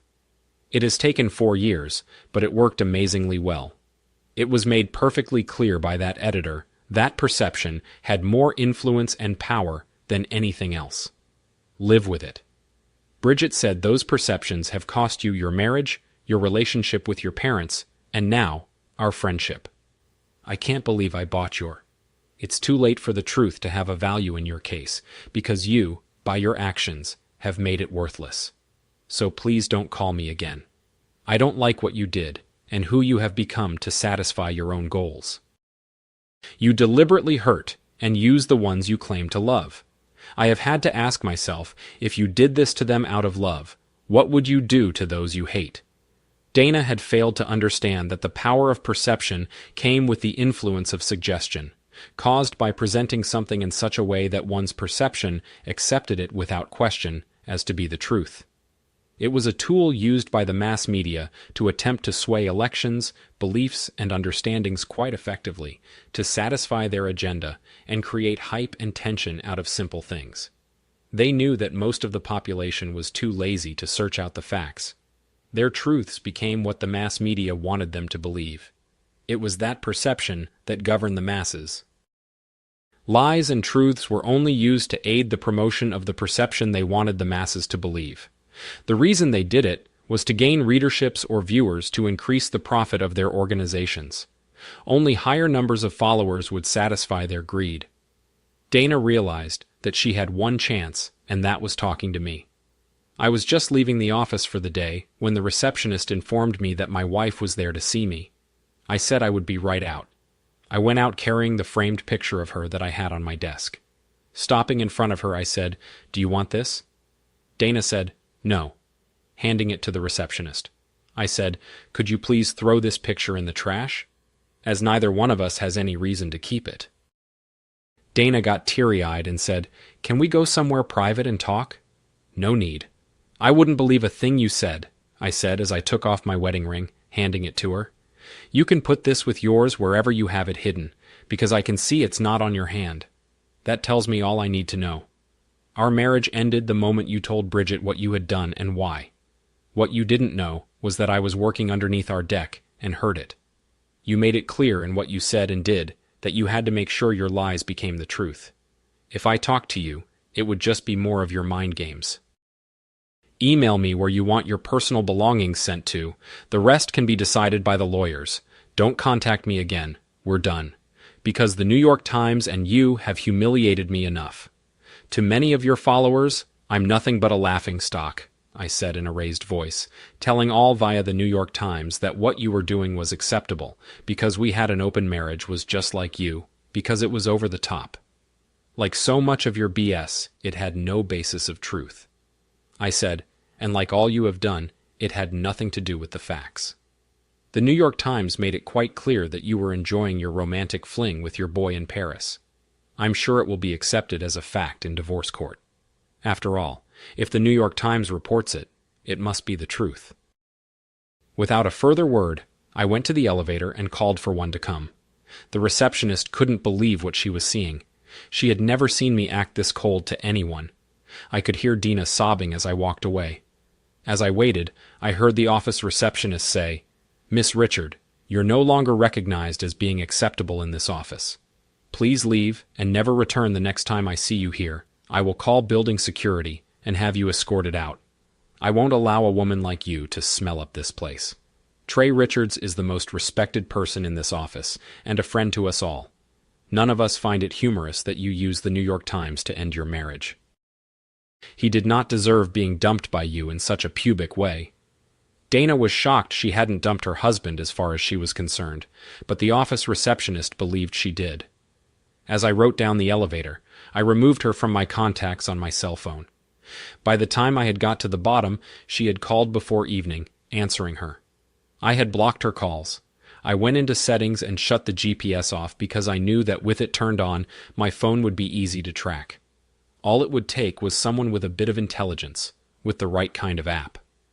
I was headed to the subway, which would take me to the nearest exit so I could catch the bus home when Bridget called. Dinner at 7. My house. I'm already home. I took the afternoon off after I heard the great news directly from Dina that she'd been served. "You could have told me," she said. "Pick up some red wine as I got a roast of beef already in the oven." "Sounds good," I said with excitement. "I will take a taxi after I get the wine, so I should be early." It was about half-an-hour walk to my favorite beverage store. I bought 2 bottles of a better quality of the red wine, a bottle of Crown Royal, and a 2-liter bottle of Coke before flagging down a taxi. I was about 10 minutes from home when Bridget texted me. "Garage open, run from the taxi, and Dina and her entourage are at your home waiting for you." The situation does not look good. Taxis in New York are famous for dropping you at the curb. It took an extra 20 for him to agree to pull into the driveway. As soon as I ran in, she began shutting down the bay door. We were both hoping I wasn't seen, because we both understood the queen bee was now a drama queen who had lost control. We both assumed that in Dinah's state of mind, and with her view of how marriage was supposed to be, anything was possible. "Make yourself at home," Bridget said. "Then pour us some of the wine. I'm going to change quickly in case what was going on was noticed." I did as Bridget asked. I undid the suit jacket and vest, taking them off, along with my tie. Undid 3 buttons on my shirt before getting the wine glasses out. I rolled up my sleeves. "Let me tell you that there are times that you wish you were elsewhere. This was not one of them, because right in front of me, I knew I was seeing the kind of life I wanted." When Bridget returned, she took my breath away. She had let her red hair down, removed her makeup, and changed into sensual evening wear. The sheer, full-length black nightgown was designed as if it were a fine screen, allowing one a glimpse of her sweet flesh. I could spend hours worshipping her body. My instant heart-on told us both I was caught in a losing battle. Bridget's bright eyes showed me that she was pleased with my automatic response. We had just kissed, and were sharing the first taste of the medium wine I had bought when there was a knock at the door. I moved from the view of the front door as Bridget went to answer it. "Hi, Dina. What do you want?" Bridget said. "As you can see, I'm kind of busy. My boyfriend is here and is staying the night. It was noticed that a taxi dropped someone off at your house," Dina said, since Trey has not shown up. I instantly thought it might be him. "So you got one of your entourage watching my place? Why am I not surprised when you talk to Trey?" "Do me a favor. Let him know that thanks to him, my new relationship is working out great," Bridget requested. "Even my parents have given us their blessing because they think he may be my perfect mate. My mom is already dreaming about babysitting the grandchildren. Is he someone we both know?" Dina asked. "Based on what I now know about the man I'm falling in love with, I would have to say, definitely not," Bridget responded with truth as she closed the door in her face. She walked towards me, trying to hold in her giggles. I held up my left hand to see if she would notice. She did. "When did that happen?" she asked. I told her what had transpired in the office before she went back into the bedroom to change, because she was still cooking our dinner. When she came out, she discovered me peeling the potatoes she had set out for supper. "We're going to have to figure out how to get me clean clothing," I said. "Thank God I wear a standard size." "You just might be stuck here until Monday," Bridget said. "I don't think Dina will be going anywhere this weekend because she believes you have to come home sometime. I guess she didn't get the message when you threw your wedding band in her face." "Let me call my dad's tailor and see what he can deliver for you on short notice," Bridget said. I reached into my pocket and took out my wallet. Handing it to her, I said, "Have him deliver a size 42 jacket, 34-inch waist, 30-inch leg-length shirts, 15.5 neck vest, and tie vest at a second set in a pair of silk pajamas if he has it. Blue jeans, t-shirts, and whatever else I have not mentioned." "What about underwear and socks?" Bridget asked. "Of course," I replied. "Have it applied to my credit card." I listened as she placed the order. It was surprising what color she decided I would look good in. They said they would pull the order as soon as possible, and it would be delivered in a rush via a courier within 2 hours if we were willing to pay the fee. It was fun working together as a couple, finishing what she had started. Bridget seemed surprised at how adept I was in the kitchen. I set the table as she transferred the food into bowls and serving plates for the table. Gravy made from drippings, Yorkshire pudding, mashed potatoes with lumps, corn on the cob, and of course, the beef roast. "Joking," she said, as the head of the house. "It's your job to slice the roast." So I surprised her. And did I eat like a horse? Going back for seconds and thirds? I knew if she continued to feed me like this, I would end up rounder than Boss Hogg. I told her so. Her response said it all because her face was glowing. After dinner, as we cleaned up, she asked me if we had a small kitchenette at work. I told her yes. She said, "Well, then I can pack you lunch on Sunday night for you to take with you on Monday." Doing the dishes together took a long time because we were doing a lot of kissing. I was impressed my new clothes were delivered within 2 hours. Bridget signed for them. We unpacked them in the living room.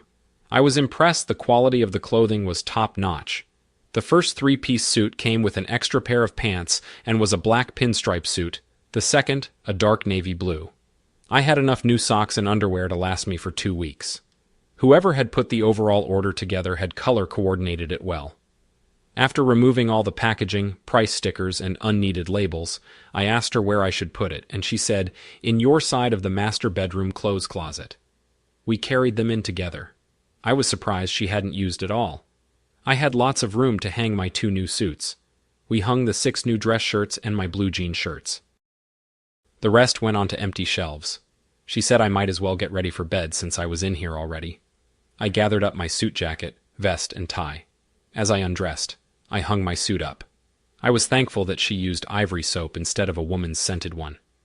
I had a quick shower and put on clean new clothes. It was the first time I wore pajamas in years. Coming out of the bedroom, I said, "Bridget, can I have a small garbage bag to put my laundry in?" "Just throw it in the laundry basket," she replied. "We will have to do the laundry before Monday anyway."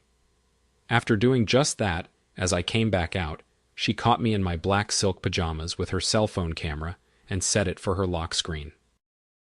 When Bridget came back out in the nightgown she had worn earlier, her underwear was missing. You would have to be a completed idiot not to see where this is going. Taking my hand in her, she said, "Before we go any further, I want to know your long-term plans." I laughed and replied, "Seriously, I want what your parents have." She looked at me with love in her eyes and said, "It's taken them years of hard work together as a couple to get where they are now." I smiled, leaned down, wrapped my arms around her tight, then kissed her with as much love and desire as I could before speaking. "Do you think we can put the needs of the other first like they did?" I guess I said the words she needed to hear because she responded in glee. "I think that as a couple we are going to be having a lot of fun trying. Sometimes the most intimate thing you can do is just a little thing." For us, it was not hopping into bed. It was lying on the sofa, cuddling each other, holding each other while sharing sweet, tender kisses. The discovery of being a couple, falling in love for all the right reasons, was enough. We were still on the sofa when the knocking at the door rudely woke us up. It was after 10 a.m. in the morning. Bridget got up and went to answer the front door. Thankful that the chain lock was still on opening the door, the inch or two the chain allowed. She discovered it was dinner. "What do you want, Dina?" Bridget said in anger. "You woke my intended and I out of a sound sleep. My husband Trey didn't come home last night, and none of his conducts have seen him dinner said. I'm starting to get worried about him. I was wondering if you had heard from him. Too little, too late. I'm afraid I don't buy your worry." "Sorry," Bridget said. "You publicly dump him via the New York Times, have your entourage say you have an open marriage, and do everything you can in Paris to prove it. The perception of your many followers proves it. The only question is, why did it take 3 years to dump him? Look, I'm not going to argue with you about Trey." Dinner said, "My parents read me the riot act last night too. I get it. You all feel that I got what I deserve for what you all think I have done. Perhaps you're all right. Perhaps you're all wrong. There are always 2 sides to every story. Just let me know if you see him, that he's all right." With that said, Bridget closed the door, walked back to me. I had found where the stuff was needed to make coffee and had started a pot. "Do you think Dina is really concerned?" Bridget asked. There was no concern in her voice at all. I said, "She's definitely trying to find out who you're with. It's a good thing I turned the GPS off. Otherwise, she would know right where I was." It looks like she's trying to figure out how to manage the situation instead of facing it, until she faces the truth. I'm afraid we still will be having problems going forth.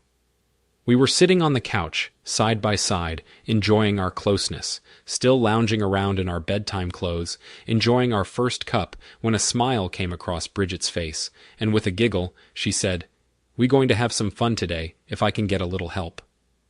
Picking up her cell phone, she called her dad. "Are you and Mom doing anything important today?" Bridget asked. I asked because Trey and I could use your help. The next thing I heard was Bridget said, "Yeah, he's here. The divorce has started. Can you come to pick up his phone? Take it downtown before turning the GPS on, and then hit different spots every hour. We think his phone's being tracked, and if we're right, it will give Trey a chance to get some of his personal belongings out of their house again." Another pause, then Bridget said, "Thanks. "We will see you in an hour." Bridget went and got dressed first. I followed. We both dressed casually in blue jeans and t-shirts. I had a blue jean shirt on, but left it open and untucked. While getting ready for the day, I called the New York Times tip line and left a message for the gossip lady. Her parents were early. We talked for a few before they left. While we were on the sofa, the spread she had on had crumbled as a result. Her parents got the idea of where I had slept. When Bridget's father saw it, he smiled. Clarence suggested I change my facial appearance for a while until things settled down from the media coverage. He believed that Dina was going to cause ongoing problems. That's when we decided a full beard and mustache would be started. They called Bridget when they turned on my cell phone and changed the settings, turning the GPS on. It wasn't 15 minutes till 2 cars left my place and headed out. My ex-wife was in one of them, just in case. I climbed over the backyard fence and entered my home from the rear. A quick look proved it was empty. Loading up my car with my belongings took about 2 hours. I left the items I knew that Dina had bought for me behind, along with all my socks and underwear. Outside of clothing, the only thing I did was reset the home computer to its original factory condition. In doing that, any connection to my office was permanently gone. I took one last look around the house as I took the house keys off of my keychain, placing them with the garage door opener on the kitchen counter. For me, it symbolized putting the past behind me, freeing me to move forward with my life. I opened the garage door and fired up the car, drove next door, and backed it into hers.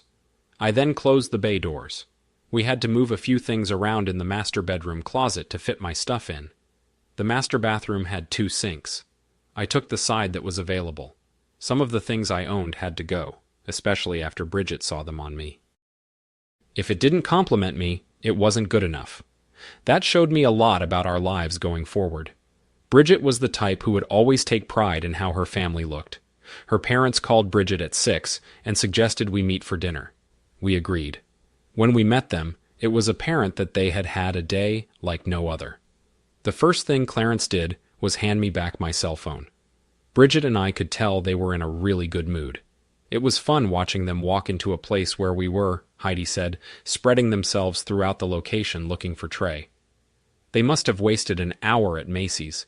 Dina was so well known publicly. There were people taking pictures of her everywhere. People were shocked that a lady of her status would be caught in a place like that. They had all sorts of questions which only slowed down their progress. You could tell she was frustrated. Each stop they went to, it got worse for them. Once they showed up, we turned the GPS off, Clarence said with a laugh. After the 4th time, we heard one of her entourage say, "He's not as dumb as she has convinced herself to believe he's having us chase a ghost for some reason." That comment made both Bridget and I smile. Bridget's parents have been followed around all day. Each stop was further down the social ladder for Dina and her entourage. It made me wonder if Dina would clue into what was really happening if she ever got to talk to me again. I knew that one of the excuses she would use was, "I did it all for you." As we ate our dinner, we explained what had happened since Dina got served. Bridget said to her parents, "We were talking last night about our relationship going forward."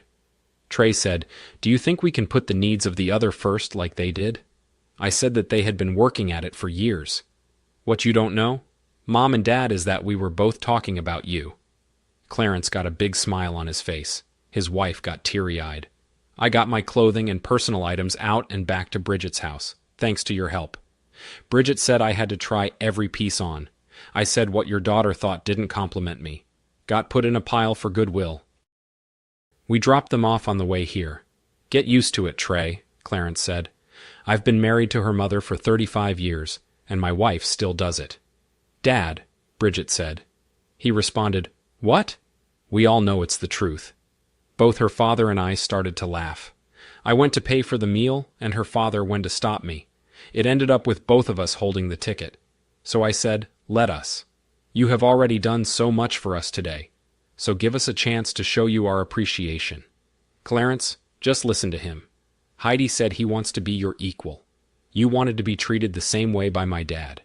Do you want to play the game of one-upmanship with him?" Remember, it took years for my dad and you to come to an understanding. Clarence smiled, and so did I. We both had to admit she was right. He said that wisdom over the years has taught me through a lot of things. Each time she does it, it's done out of love and with a knowledge that sees things from both sides. Some of my greatest accomplishments have come because I listened to her. With that said, he took his hand off the ticket. Bridget whispered, "Thanks, Dad." Bridget's mother's face glowed in a visible blush before she said, "Don't worry about these two. They're going to make it. After all, he is like us, made from the Missouri red clay. He will listen to reason like you always have, and won't be corrupted into believing perception." Dinah Richards was exhausted. It had been a day of chasing a ghost around the city. Every time they located him, he was gone. She felt that after a few hours, they would be able to sit down and talk about why he had got it all wrong. Perhaps there was a chance that she could have the operation reversed, since it appeared to be the problem that had started all of this. Now, all she wanted to do was go home and soak in the tub. Thankfully, the event she had to attend, she could sit and allow others to come to her. Otherwise, she would not have made it through the early part of the evening. The post of the event, and what she had found interesting, had been received well because of the long day she had come home early. It was when her entourage dropped her off that she realized they all had been played. The bay doors of the garage were open. Trey's pride and joy was gone. He had outmaneuvered them all. It was he that had them all looking like fools entering the house. She found the garage door opener and the house keys when she set down her purse. Walking into the spare bedroom, she saw that most of his clothing was gone to Dinah. That was the moment she realized there was no hope. Trey had found a way to move on with his life. It was then that she realized that in the pursuit of her dream, she had slowly driven him out of her life. Dinah was sitting in the dark, crying because in her own way, she truly still loved Trey in a big way. She began to realize it was who and what she associated that had pushed her directions, activities, and thoughts as she built her new persona. Dinah had never seen that. In doing so, she had lost sight of who and what she was. Bridget clicked the garage door opener as I backed my car in.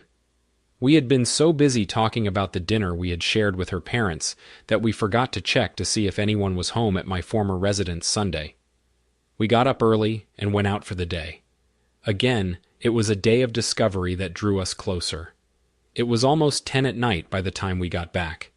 As soon as we were in the house, Bridget took the roast beef out and started making the sandwiches for me to take to work. "What do you want on them?" Bridget asked. "Butter and a little bit of salt and pepper," I said.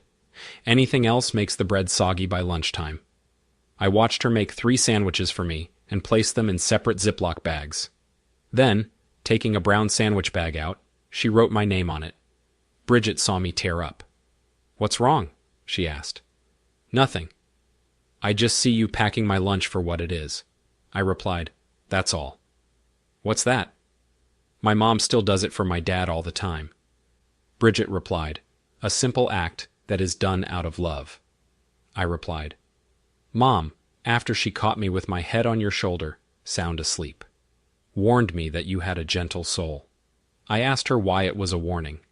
She replied, "My grandfather was like that, and he and grandmother had 10 children."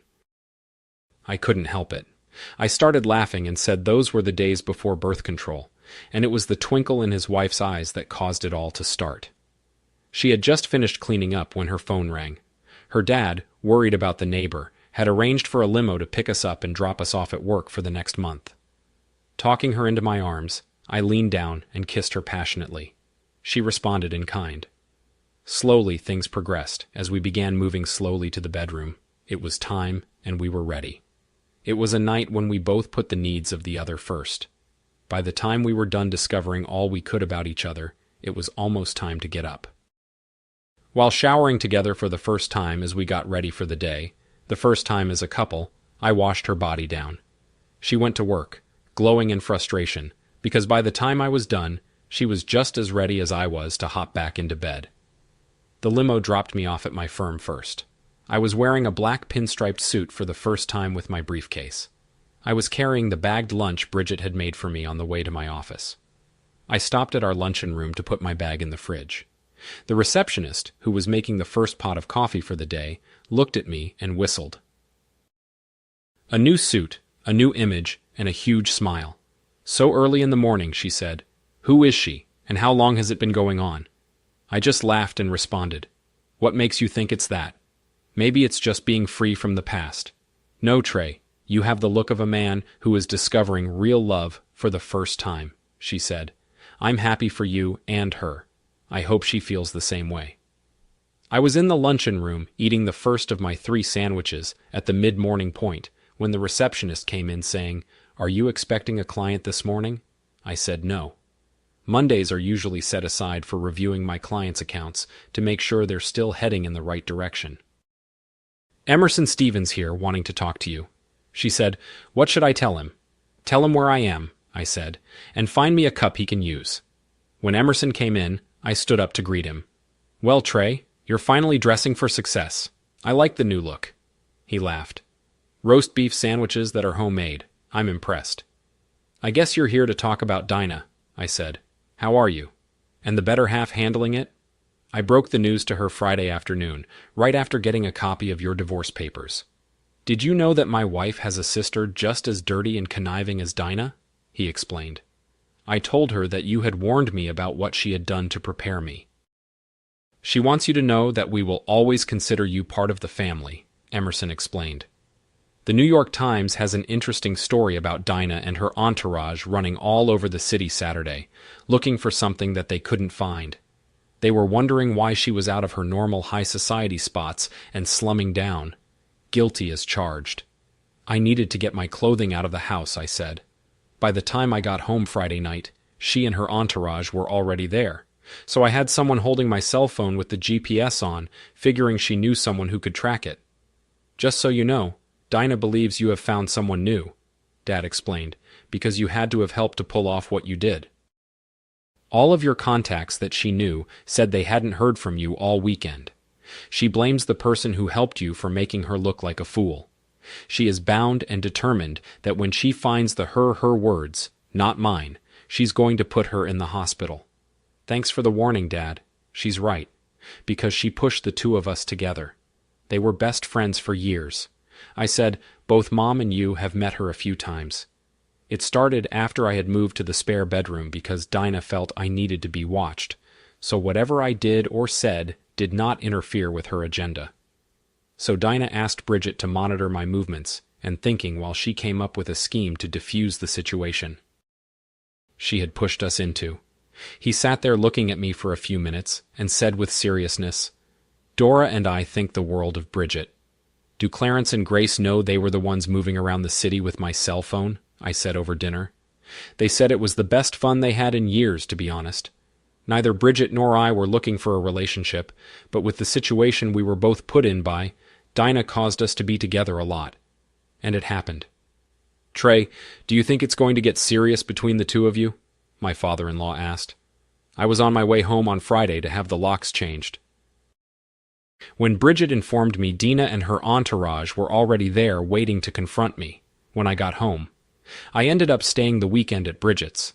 Both of us can see us achieving the kind of life we want, but neither has had.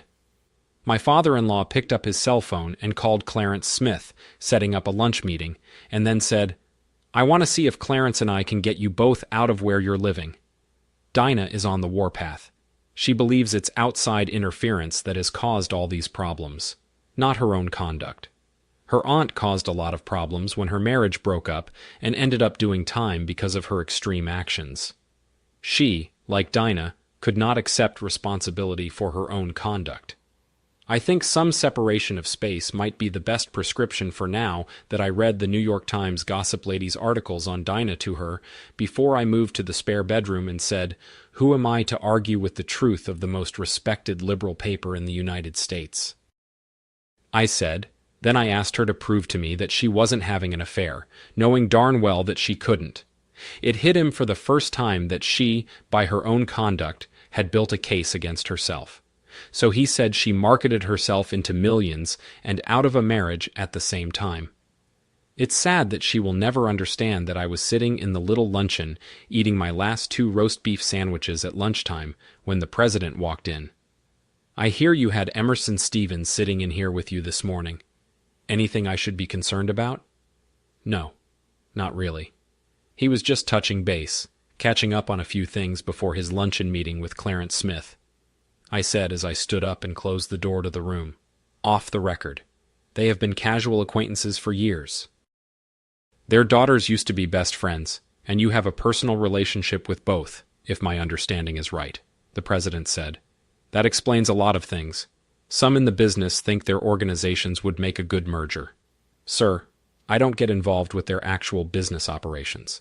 If they want business advice, I tell them that it's best that I stay out of it, because it could cause a conflict of interest and affect my career. I said in a serious tone, but I have offered to put a few experts together if they needed it, because I have a few that are good clients. I think from now on, you should just call me by my first name. A man who walks in the shadows of those two men is very trusted by them, he said. It also shows what they think of your character.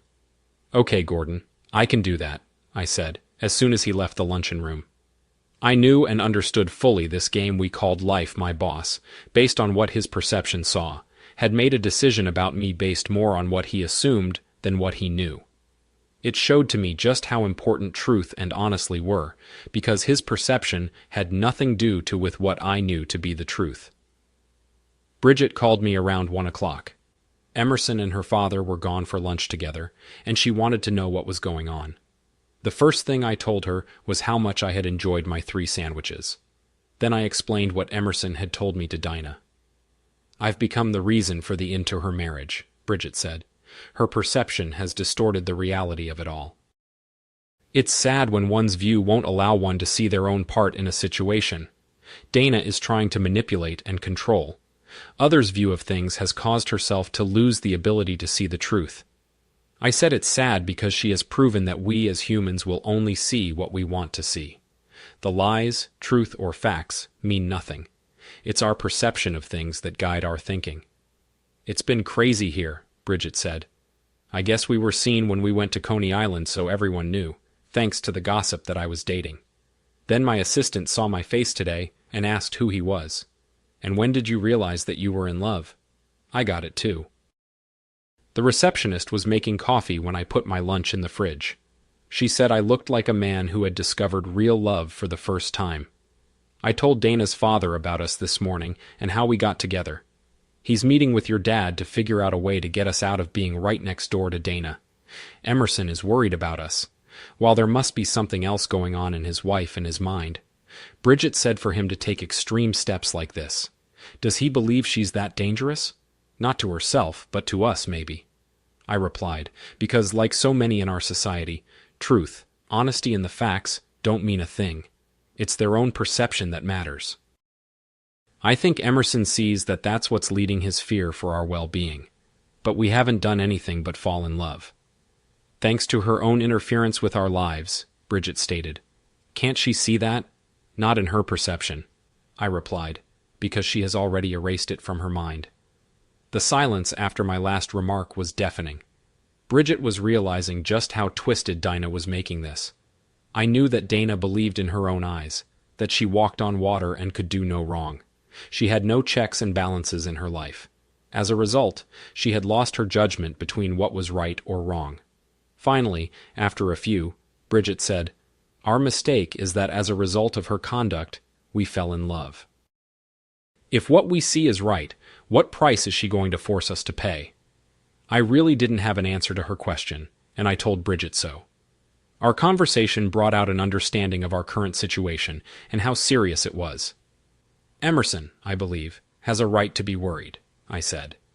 Neither one of us has a clue to what Dana will do. Dana Richards was sitting across from her divorce lawyer, who was reading aloud my lawyer's petition grounds for ending the marriage as an annulment. Her lawyer needed Dana to see how bad everything looked on paper. Dana needed to comprehend how serious the situation was. The lawyer realized that most just quickly glanced at the divorce petition and never read it. That was why she was reading it all out to Dinah as she read it. She kept glancing at her client to see how she was responding. She could see what Trey was saying in his divorce petition was finally registering. The look on her client's face said it all. As she listened, Dinah learned for the first time how bad it looked from a neutral point of view. What was being revealed to her as she listened intently for the first time was very damaging and detailed. After reading it all to her, the lawyer set it down on the desk. Looking right at Dinah, she said, "Tell me your side of the story from the time you met until now. I'm going to record it for further reference." "Why should I do that?" Dinah asked. "Let's just stop the divorce." "We can't stop the divorce. He has a dozen or so reasons for getting it, granted. But if he wins an annulment against you, it will be much worse, because he will be able to take everything from you if the judge agrees." Janice Cooper stated, "Our best way to save anything is to negotiate it all before we go." Before the judge. His lawyer is a female liberal feminist who is one of the best in the field. She was brilliant in exposing your long-term conduct as a pattern of behavior designed to defraud and avoid the truth. She uses it as a means to expose what your plan may have been all along. She will have no mercy in taking you down. For her, it's a personal case because in her eyes, you represent everything she hates, Janice stated with authority. "Why do you say that?" "I don't admit to anything except having my tubes tied." Dinah said she sees you as a user with no moral fiber, who sells her sexuality for the almighty American dollar. To her, you're just as low and despicable as those working for love on the mean streets, Janice stressed with a serious voice. The fact that the New York Times' numerous news articles are used as references to validate their points makes their claims that much more credible. The reputation of the Times to most is unquestionable. I can really use all the publicity I got against me to prove what he is implying. Dinah asked Dinah. "They got all the background material from the New York Times using a court order," Janice said, "even the photographs too raunchy for them to print in the newspaper.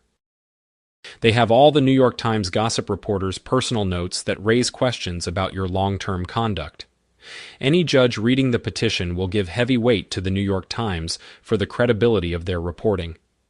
When presented the way his lawyer did, it makes it appear much worse than what Trace is implying," Janice said. "Every piece of gossip caused by witnesses to your conduct, or the statements that have been recorded about you and documented by the mass media, are being used to strengthen Trace's case." Janice took out 10 8x4 prints of photos for Dinah to take a look at. Each one of them was a picture of her with her entourage. All were taken under nightclubs, dimmed lights while they were on the dance floor, bumping and grinding their flesh. Each one showed Dinah in some kind of physical entanglement, where her exposed flesh was being fondled, sometimes by more than just one man. The looks in her eyes in the photograph left no doubt that she was apparently enjoying it. No one looking at the photos would deny that she was in a state of sensual or sexual enlightenment, prepared and eager to go further. They were touching her in ways that there was no doubt that she was aroused. The way those pictures are taken, it's quite reasonable to believe that an out-and-out orgy was only a room or two away, Janice said, and that you're nothing but a love-loving woman when out of the eyes of the public. When it was disclosed in court that they were taken by a New York Times staff photographer, their credibility will not be questioned. The judge will accept it as the unquestionable truth of your active lifestyle. Dana's face went white. She could not even remember who she was with at the time and who was touching her. It might have been just a momentary incident, but that is not what the images implied. If they became public, her social reputation and image could be ruined. The New York UN printed photographs made her look like she was a living love doll, being passed around. Dana was reminded by Trey's own words, if the New York Times, the most liberal paper in the country, wrote about it or photographed it, it must be the truth. Because a newspaper with a history like theirs would have no reason to lie. Your own father gave a notarized statement about you, claiming to all three of them that it was medically impossible for you to get pregnant months before you had your operation. It is also verifying what Bridget Smith's statement says, Janice pointed out. They raised the question to the court if she could not get pregnant. What was the need for having your tubes tied? That's why they were able to get the medical reports. The surgeon who tied your tubes verifies it was a last-minute request by you the day before your scheduled operation, and until that moment in time, you could have carried full term. Those facts cannot be argued because Trey has got too much proof, Janice went on to explain. In discussing this case with Trey's lawyer, it's been hinted that they're holding something back to be used when we are all in front of the judge, because it's even more devastating when she presents things like this in court. She is going for a kill, knowing that it will leave the defendant defenseless, she disclosed. By the look on your face, I must believe that you know what it is. Dana was on the verge of crying, but she knew it would do no good.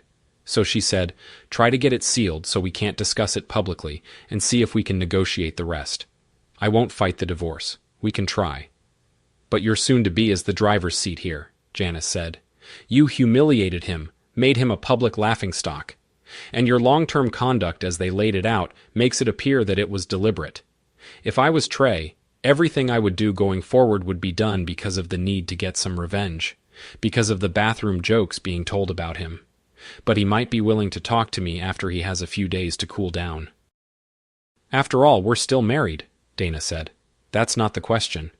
Ask yourself, when did you stop communicating with him as an equal? Janice asked. Because that's the day your marriage ended, whether or not you will admit it. From then on, it was downhill all the way. He saw it happening before you did. That's why you were served as soon as you got off the plane. That question hit Dinah hard. She had never thought that we were not communicating, but her lawyer's statement forced her to think back. She stopped being interested in his life when she started the journey to becoming a social media star. Gradually, from there, they started drifting apart. Trey worked all day, and she partied a lot of nights at first to keep her name out there. He'd leave for work at 5 in the morning, and she had crawled into bed about 2 hours earlier. She had started this whole journey with that knowledge in the back of her head, and had promised herself it would only be 2 nights a week. The more she got into it, the more she wanted it, because to her, it was a drug that she started needing. Her lawyer was just stating the facts that everybody could see, but she hadn't. She had been too busy chasing the dream to realize she was walking out of the marriage in her own way. Now, it had turned into this nightmare. Okay, then what about? It's my body, and it's my right to do with it what I want, Dinah said. That's why Trey will be granted the annulment with no questions asked. Janice said the judge has to rule that Trey had the right to know that you were not going to reproduce and have children before you married him. Instead, you lied to him and came up with a plan to make sure it impossible for you to reproduce. Dinah left her lawyer's office devastated. The realization that the social media hype she created for herself was, in part, the very thing that her husband Trey was using to take her down. She had followed the New York Times editor friend's advice on how to manipulate the masses to create an image, and it worked so well. It boiled down to a numbers game, he said. That's all. 3 out of 10 will not buy it. The rest will. Those who don't fall in line will be tagged as degenerates or haters. It forces their silence. History has proven time and time again that branding them that way works well. We use it all the time to increase our circulation, which drives advertising revenue up. Another trick that we use quite well is by accusing naysayers of what we have already done, because it takes eyes away from one's own conduct. Always remember that 70% of those who believe you will buy your lies as truth. Now, that same illusion she had created to build her career as a social butterfly was damning her to heck. The question on her mind was, will it still be worth it by the time the divorce is done? Trey was proving that he was not the doofus she had slowly convinced herself he was by standing quietly, not saying a word. He allowed her own sense of freedom she got with the lifestyle she had created to push her further than she had originally planned to go. She was now reaping the consequences of what she sowed. It was the perception of what her conduct showed to the world that could not be argued. Whether it was the truth or not was longer important. It was the perception she had created that was being seen as the raw truth. Her own conduct that created the illusion she wanted was now being used to take her down. The mass media and her followers had bought it, and now it was believed like it was the truth of a god. She did not see the other side of the reputation she was developing. Dana had not been defeated by Trey, but by her own actions and deeds done deliberately to market the concept to the social media, which created the attention she craved. Though done in innocence, it painted a perception that could not be argued against successfully. It made the truth false and the lies true. In reality, her only real sin against her husband was when she had her tubes tied. The New York Times' credibility with its readership made it impossible for her to be able to explain what she had done in a way that would be believable. As she held down the taxi to take her where her soon-to-ex worked, she reviewed what her lawyer had read to her and realized that he hadn't revealed the most serious thing she'd done. If Trey was really out for revenge, he would have. So why had he kept it secret, is what she wanted to know. Perhaps he hadn't found out. It was about 5 o'clock at night when Dinah found herself standing across the street and facing the office tower. Trey worked in. She was hoping that she would be able to catch him leaving the building. She wanted to see if he would be willing to go through the divorce quietly and agree to keep it out of the news. If she was to keep anything she had worked so hard to create, she had to have him to agree to secrecy. If he had what she thought, he might not. But if the case was sealed by the court, he couldn't reveal it. It was about 10 minutes after the hour when Dinah saw the limo pull up. She saw her former friend Bridget step out with her father in hers. Bridget was glowing, her face reflecting her enthusiasm as she walked in excitement into the building. Dinah wondered why the three of them were together. It was clear that Clarence and her father were now friends. She wondered what it brought those two very powerful men together. It took about another 20 minutes for Dinah to find out. She had watched as Bridget went in, while their fathers waited, while chatting and having a cigarette. Finally, Trey came out. The problem was, he was not alone. He was holding Bridget's hand, and she was letting him. She studied them as they came through the entrance. Bridget's face was glowing the way the two looked at each other. She knew who the other woman was that had stolen her husband. It was easy to see by the way they looked at each other that they were a couple in love. What really hurt was that it was her former best friend, whom she had deliberately used in an attempt to keep control of the situation. She had pushed them together, and life had thrown them all a curveball. Dinah had to admit to herself she had never expected this to happen. As she watched them from across the street, a smile came across her face for a moment, as she thought of the days when her playful mood came out, and they would get a bit wild. He had always called it a Bridget moment, because that was her name for Dinah. It was a bitter pill to swallow because it forced her to realize just how stupid she really was. Using the tools she had been taught by the New York Times editor, she thought she would have it all, as he said. Lies and truths are only tools to be used when using perception to create a collective thought. As a newbie, she had underestimated how powerful persuasion really was when creating a perception that would be accepted as the truth by most. Dinah had tears in her eyes as she watched her husband and Bridget climb into the limo. Until this moment, she had never appreciated the uniqueness of Trey. All his days, he had never followed the masses or went along with what the majority wanted or believed. He had always described himself as an outsider who walked alone because of what was now happening in her life. She saw for the first time how easy it was to manipulate the general population into believing what you wanted them to. All it took was repetitive actions and words, until it was sucked up by the sponges, who were stupid to think with the intelligence needed to clear out the BS they were being fed. To appreciate that fact, you had to understand that most humans will spend more time on themselves, in their families, and trying to survive than to take the time to think about serious things. Most had not truly been taught when young how to think with an independent mind. Dinah's problem was that Trey always had to believe something. Trey had to prove it for himself.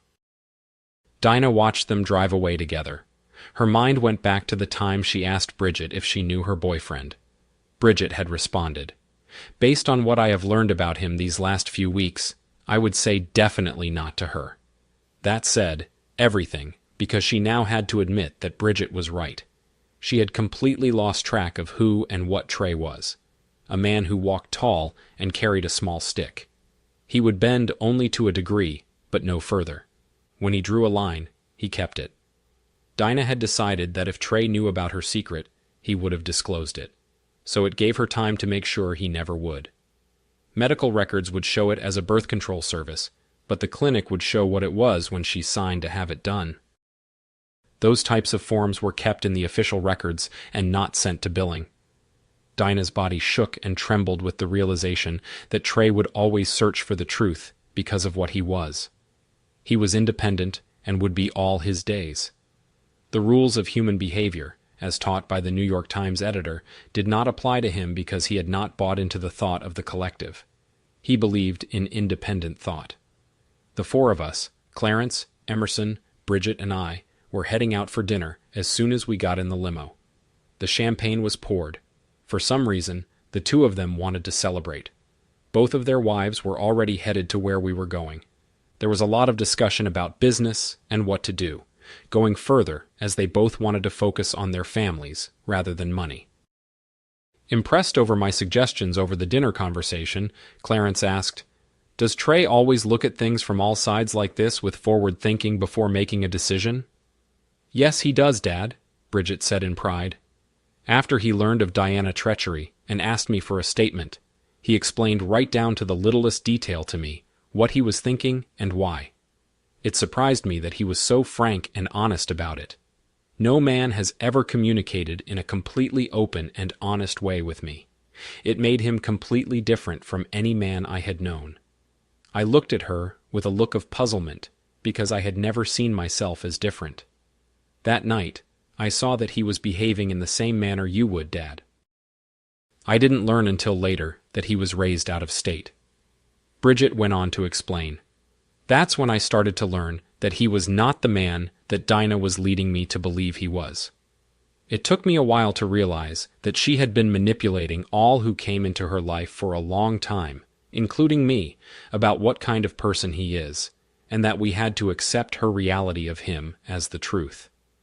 Trey has a thinker's mind, and when he's dealing with an issue, he will openly discuss all things good and bad about it before making a decision and take into consideration your opinions. Bridget went on to say, I learned that it is his way of mentally preparing himself for anything. A few minutes later, Emerson explained, Dinah is like my wife's sister in a lot of ways. She decided that the woman who was involved with her ex-husband had to hurt just as much as she did, so she drove over her ex-husband's legs 3 times before she stopped the car. That's why we have been so concerned, Trey Doris said. She was found to have a mental health issue. The stress, the anger, and the emotions coming out caused a break. It took him 3 years and 6 operations to heal, but to this day, he requires the use of a cane to walk with our family history until Dinah gets professional help. We can't take the chance that she will be all right. Going through the divorce. Bridget took my hand. There will be no driving your car for a while. I don't want to give her the chance to be near you in any way. As we ate, we discussed little things, keeping it light. Dinah approached Bridget's house, carrying an envelope. I started walking up the driveway. A gentleman got out of a vehicle and stopped her. Miss Richard, I'm sorry to inform you that no one is allowed on the property, he said. I'm now asking you to turn around and remove yourself. I was just going to leave this letter at the door, Dinah replied. I can't allow you to do that. We have strict orders, he replied. I suggest that you either mail it or have a courier service deliver it. Can I escort you off the property? Dinah recognized the security firm. It was one that her father had used very often when needed in the past. She had been warned by her parents that they would be doing this if they did not see that she was seeing someone professionally. Dinah started crying because she knew that her parents didn't even trust her anymore. Walking home, she decided to have a courier pick it up and deliver it to Trey's office tonight. She would begin to pack what she could take out of the house when she had to leave. Tomorrow, she had a real estate agent that was going to show her a few places that were up for sale. That might suit her tastes with what was going on in her life. Right now, she was in no party mood, on the ride into work. Bridget and I both agreed, after sleeping on it, that we would accept her father's and my father's in-law offer. I went into the building carrying my briefcase and brown bag containing my 3 roast beef sandwiches. The day was going fine, and in the afternoon, as I was headed to grab another coffee, the receptionist stopped me and handed me an envelope that had been couriered in. It was from Dinah. My first reaction was to throw it in the trash. Instead, I put on the corner of my desk and got on with my day. Bridget called a few minutes later, and I told her that I had received a couriered envelope from Dinah delivered to the office. She asked what it said. I replied that I have not even opened it yet, and wasn't sure that I would. Bridget got me to agree to bring it home with me so we could discuss together what we should do. It was after dinner that I opened the letter. It read, "Trey, looking back." After seeing Bridget and you together, I realized too late that I had pushed you out of my life long before I had my tubes tied. I lost sight while chasing the dream of what was important in my life. Even my getting my tubes tied has to be tied into my chasing my dream, because I really did not consider the consequences of what I was really doing. Bridget, when I asked her if I knew her boyfriend, said I didn't. I just now am beginning to see how true that is. In honesty, you did not leave me. I left you willingly because of what I did without discussing it with you. Mom and Dad demanded that I seek professional help. Please tell them that I have set up my first appointment. I'm still not sure if I will go, but I am considering it. I have a real estate lady looking for new digs for me and have begun packing to move. When I saw the two of you together as you walked together towards the limo, I realized that we never looked like the two of you do together. It's got me questioning our relationship and wondering if we were ever in love. I may never know the answer to that. I would like to have our divorce sealed so that everything is kept out of the New York Times and other media that I am beginning to hate. My lawyer said your lawyer had built such a detailed case that there are 6 or 7 different reasons for granting the divorce. I won't be fighting it as long as you are reasonable about it. Forever yours, Dinah. Bridget looked at me before asking, "Do you think she's being sincere or not?" "I'm not sure," I replied. "She just might be living proof that you can't fix stupid." My problem is that based on the long-term lies, how can I not believe this is just not more of her BS? I can see why she needs to keep it quiet. She does not want the real reason why she got her tubes tied to come out. That little piece of information we kept out of the divorce petition as a bargaining chip. If things went really bad, what could she have done? That's worse than what we already know, Bridget asked. She aborted what would have been our firstborn 8 weeks before at a hospital-owned clinic. I replied, my lawyer and I kept that private because I did not want her parents to know. For some reason, her body would not accept any kind of birth control, and she refused to use inserts because they always caused woman problems for her. Bridget looked at me with tears in her eyes before saying, "I presume you found out when you sued for her records?" "Yes, I did. I decided to leave it out because I had promised to tell Emerson everything I said. I just couldn't devastate my in-laws with that truth, so I informed them just what they needed to know. Why do you feel they need protecting?" Bridget asked, while wondering why I would feel needed to act this way. Emerson and Dora are old-fashioned conservative Christians who live by their beliefs. I replied, knowing that I knew if I disclosed the whole truth, it would destroy their world and change their reality for good. I was a man who wanted children of my own, who had to ask myself, would I want to know if I was them? The answer I came to was no. Bridget looked at me while taking in the seriousness of what I said, and knew that I felt overwhelmed. I pulled Bridget into my arms, holding her tight. For some reason, she felt the need to whisper in my ear, "Let it go. Don't hold yourself accountable for something that was beyond your control." It surprised me to learn that she knew I did. Finally, when we parted, she said, "Did we ever know Dina at all? What kind of woman would do that to her husband and parents? One who has it all, and is so jealous of anyone ever getting a part of what would belong to her by birthright, her father's millions," I replied. "Now you know why I am so confused as to what I should do. Then agree to keep it quiet." Bridget said, "We really don't want media attention with what Dana's father and mine are attempting to do." I looked at her and smiled. That was not on my mind. What you're thinking is right. I picked up my cell phone and sent her a text message that said, "I will instruct my lawyer to get it sealed." "Bridget, I'm going to send this to both your father and Emerson as an email in the morning from work. I feel they have a right to know," I said. "Then I will do the same to my lawyer to have it sealed," and I did. The rest of the week went by very quietly. Reports in the New York Times showed all concerned that nothing had changed as per Dana's conduct. She was still being reported on as being the social butterfly, but was more subdued.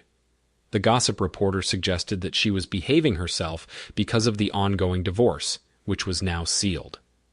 The New York Times gossip lady was questioning quite publicly why I had requested that since I had been the one dumped so publicly, I had sent Clarence and Emerson a list of 10 names who were definitely interested in being interviewed, along with what I knew about them. Emerson called me late Friday afternoon to confirm that Dana was indeed seeing a professional. A private investigator had been following her since he received a copy of her letter to me, and confirmed that she had gone for her first appointment Saturday afternoon at a for sale sign was placed on both Bridget's and my former residence. Dana's lawyer had provided us with written approval to sell the house. Both Bridget and I were surprised that we saw no sign of Dana at all. Saturday night, we were awoken from the sound of a loud explosion. Both Bridget and I threw some clothes on and ran outside to discover my old home was totally in flames. We could smell natural gas in the air. One of the security guards was holding a young man in cuffs. Fire department and police are on their way. The security guard said it looks like he hit the wrong house. Maybe, but I wouldn't be so sure, I said. Wasn't there a clinic burned down a couple of days ago? Yes, there was, the security guard said. It has been ruled as a case of arson.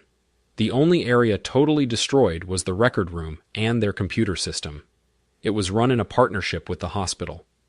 Bridget looked at me in shock as I said, "Please make sure that a police officer talks to me as soon as possible, because if I'm right, there may be another fire in the next few days." Bridget looked at me with a question. "Look." So I added my lawyer's office. As we walked back into Bridget's home, she held my hand. Once inside, she said, "You don't think Dina is behind this, do you?" For me, the question is that I can't say she's not. I said so I feel obligated to inform the police so that they can decide for themselves if they feel they need to check it out. With her big signing bonus, she could afford it. It took about an hour for the detective to knock on our door.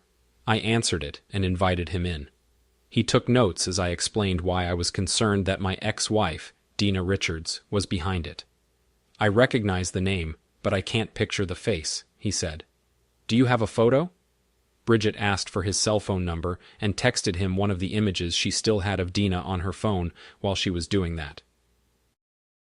I opened up my briefcase and pulled out the record of the abortion and handed it to him. He could clearly see that the form she signed was from the clinic that had been torched, was for an abortion. I told him that if my thinking was right, that my lawyer's office would be the next target hit. She wanted to hide the record of the abortion. For what reason? He asked with extreme interest as he took an image of the record with his cell phone. Dina Richards, my soon-to-be ex-wife, is Emerson Stevens' only child. I explained if he found out what she had done because of his religious beliefs, she would lose all rights to an inheritance.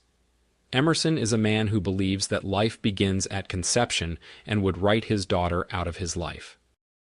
The detective got a very serious look on his face as he allowed everything to sink in. "I'm grateful for the information. You're right. Dina Richards has definitely become a person of interest. It gives me a great starting point when I begin interrogating the man we are now holding. I thank you for waiting up for me. Now I have to go wake up the detective that's investigating the clinic fire to see what he has found out, so that we can compare our notes. We would never have been able to link the two together without the information you have provided." I escorted the detective to the door, and after we shook hands, I locked up behind him. It was already 5 Sunday morning. Bridget and I crawled back into bed to wide awake to sleep, so we cuddled each other as we talked it all out. We would learn later that I was partly right and partly wrong. We must have dozed off because we were both awakened by the sounds coming from our cell phones. I answered mine, and Bridget answered her. I said, "Put your speaker on, dear, and we will talk to both sides of the family at once." Everyone was in a panic. It had been on the morning news.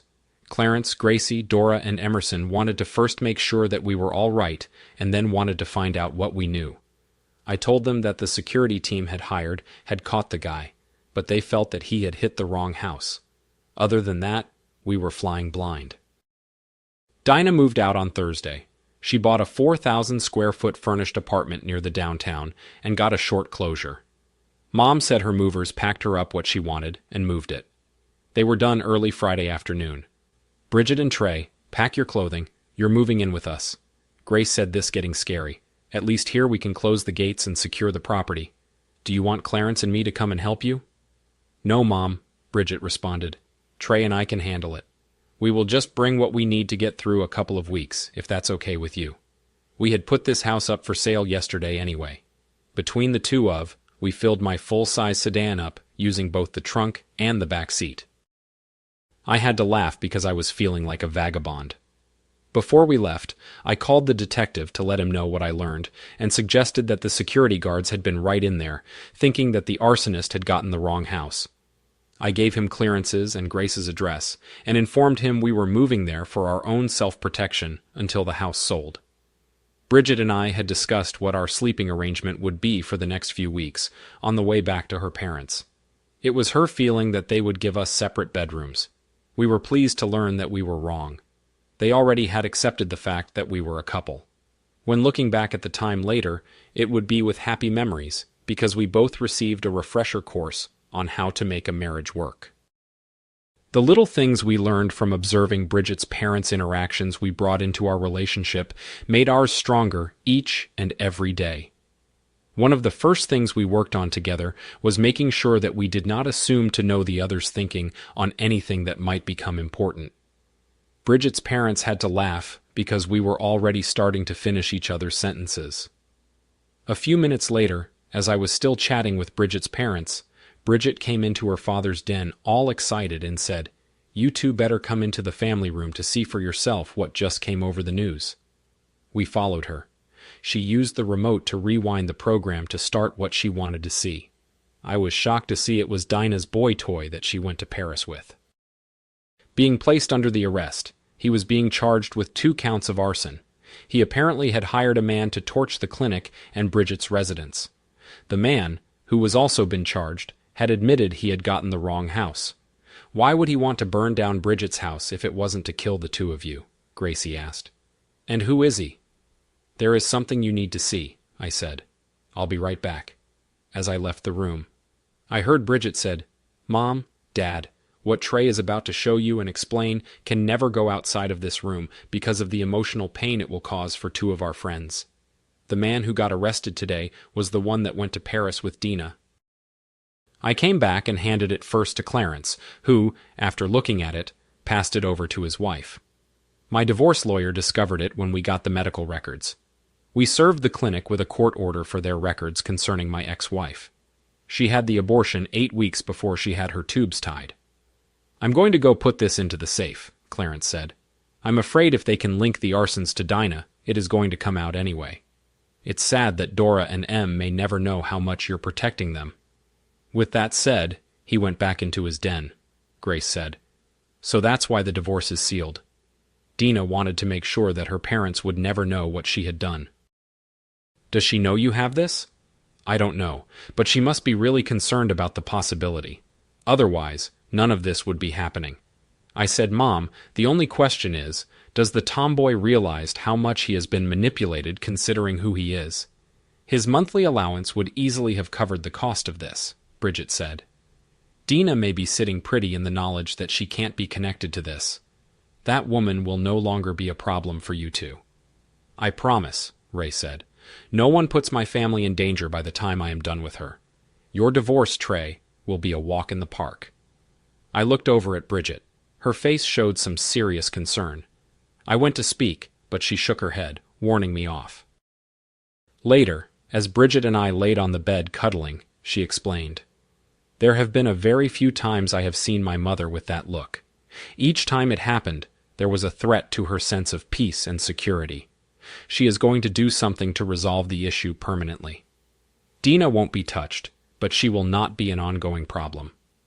My mother used to be a character actress on the stage. I believe she is going to use those skills she developed back then to send a message to Dina that she will never forget. Hopefully, it will force Dina to speed things up. I said, I'm ready for all of it to be put behind us. I was up early, so I was downstairs making a pot of coffee before getting ready for the day, when a strange woman came into the kitchen. I looked at her and said, Who are you, "And what are you doing here?" The lady laughed and said, "I was hoping to be out before anyone got up. So promise me you will forget you ever saw me looking like this.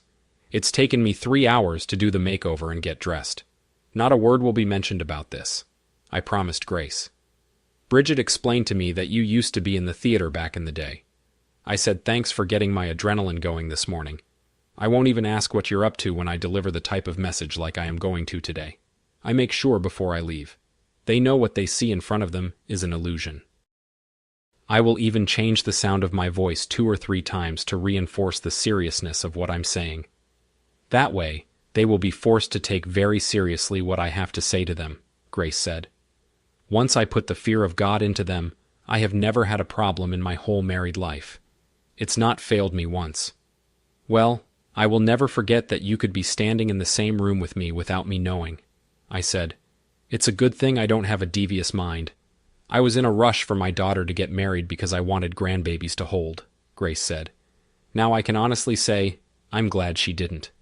You two met when you both were not really looking and fell in love for the right reasons. That is a blessing that Clarence and I shared when we started out. You two remind both of us as us when we were younger. In a couple of weeks we will be flying back to attend a friend's anniversary.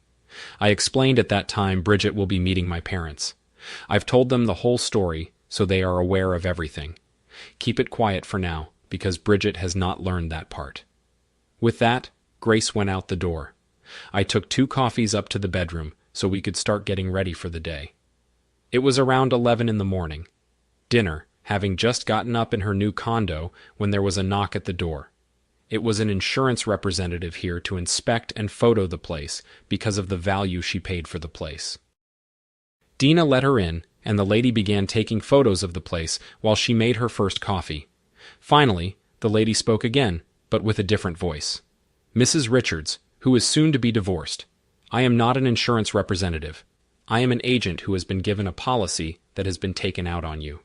She said you have stepped on and used one too many people to get you to the point where you are."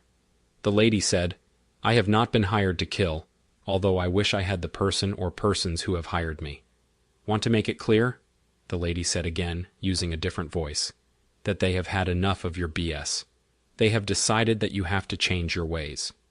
With that said, the lady took out a vial out of her purse, opened it, and poured the contents over the wooden dining table. It started eating it. Dinah stood there in shock. "Remember, the next time you see me, I will not look or sound like this. The lady said you saw the damage I was able to do. Your expensive table. Just remember this day, because the next time I will be throwing on your face." With that said, the lady picked up the item she came in with and exited the place. By the time I got back that night, Grace had returned and looked her normal self. Bridget and I spent Saturday and Sunday house hunting. On Monday, Bridget called me around 4 o'clock and said, "We're going out for dinner with Emerson and Dora. They said they need to talk to us both. I don't know what it's about, but I think something has happened." We arrived and were led to our private table by the hostess. Em and Dora were waiting for us. After greeting each other and ordering our drinks, Dana has flown to California to look for a second residence. He said she is feeling the heat and wants to get out of the city. We feel something has happened that has changed her views of always being a New York girl. Maybe it's the fact that her current boy toy is looking at doing some time has forced her to want to put as much distance as possible. I said I really have no clue as to what she's up to. She's become quiet and distant, as if something has shaken her reality to the bone. Doris said when I asked her about it, all she would say was, "I did it to myself."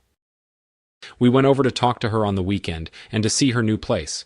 Emerson said it's a beautiful condo, but she is going to have to replace an expensive dining room set. It appears some kind of acid has destroyed the table. I asked her about it, and she refused to explain. I just thought Grace had delivered her message in such a way. It had registered better than I imagined. Dana was making changes in her life for her own protection. Tuesday afternoon, after the stock market closed, my divorce lawyer called. Dana's lawyer had sent us a revised settlement offer. Both my lawyer and I were surprised by what I was being offered. Dana was even willing to pay my lawyer's fees. As a result, I would come out of it better than I had thought. I told her to accept it before she changed her mind. You understand? If the judge approves it, you will get. Your annulment will be done in less than 2 months, she said. Do you think it was her boy toy getting arrested that forced her to make you such a good settlement offer? To be honest, I was told that someone sent her a message in a personal way. I said after he had been arrested. Perhaps it was from someone from his side of the family. I learned last night she is in California looking for a new residence because she wants to spend more time there. As I looked over at Bridget sitting beside me reading a book on the plane headed to St. Louis that Thursday morning, I thought how blessed I was for what Dina's behavior had brought me. Both Bridget and I had left our former employers for the next 2 weeks. We would be vacationing in my old stomping grounds by the time we got back. The divorce will have been completed. Our home would have been repainted and ready for us to move in. Bridget's parents had surprised us with it. 2 days after I gave her the ring she was now wearing on her left hand. It was on 2.5 acres of land, less than 2 miles from their house. I told Grace the reason she wanted in the neighborhood because she wanted to babysit the grandkids. She had replied, "You got that right.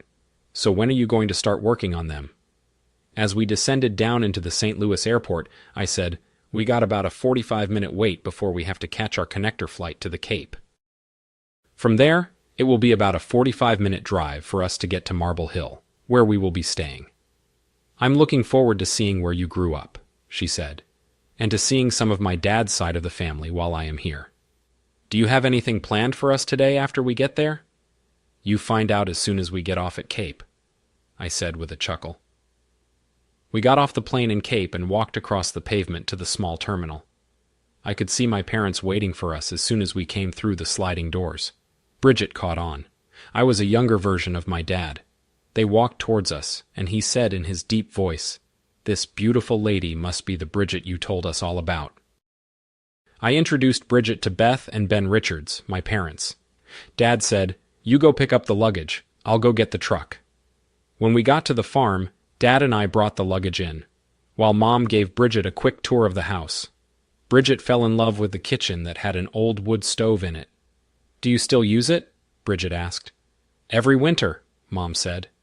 "Twice a week I bake the bread and buns for the week using that stove. Cuts down the electrical and heats the house. The rest of the time, I use it when doing roasts or other large cuts of meat." My mom was thrilled that Bridget loved to cook and got in and helped her when she started making lunch. The 4 of us, after eating, took Bridget on her first horse ride on a trail. I had often rode on a kit. We cut it short, not wanting to tire her out after we had removed the saddles. We showed her how to brush down the horses. It was fun seeing her excitement and doing what we considered normal things. Bridget had a lot of questions, which we all answered Dad. As we were walking behind, the ladies said, "Looks like this time you got it right." It was after dinner that Bridget and I had to explain how we had met. My parents had lots of questions, and we explained it as well as we could. I think their full approval came when they heard about the abortion. "A woman who can abort their unborn for any reason," my mom said, "has shown that she could justify killing their own spouse. That's the problem in society today. There is no respect for life in any way." Bridget and I, in the privacy of our bedroom, discussed what our mother had said. We both came to the conclusion that my mother had been right. We both agreed that we would no longer discuss dinner to anybody because the part was behind us forever. It's been 6 months since my annulment was granted. Bridget and I had a small ceremony. My parents flew out to witness the ceremony. Like my dad told everybody, he had to see it to believe it. My mother-in-law is in her.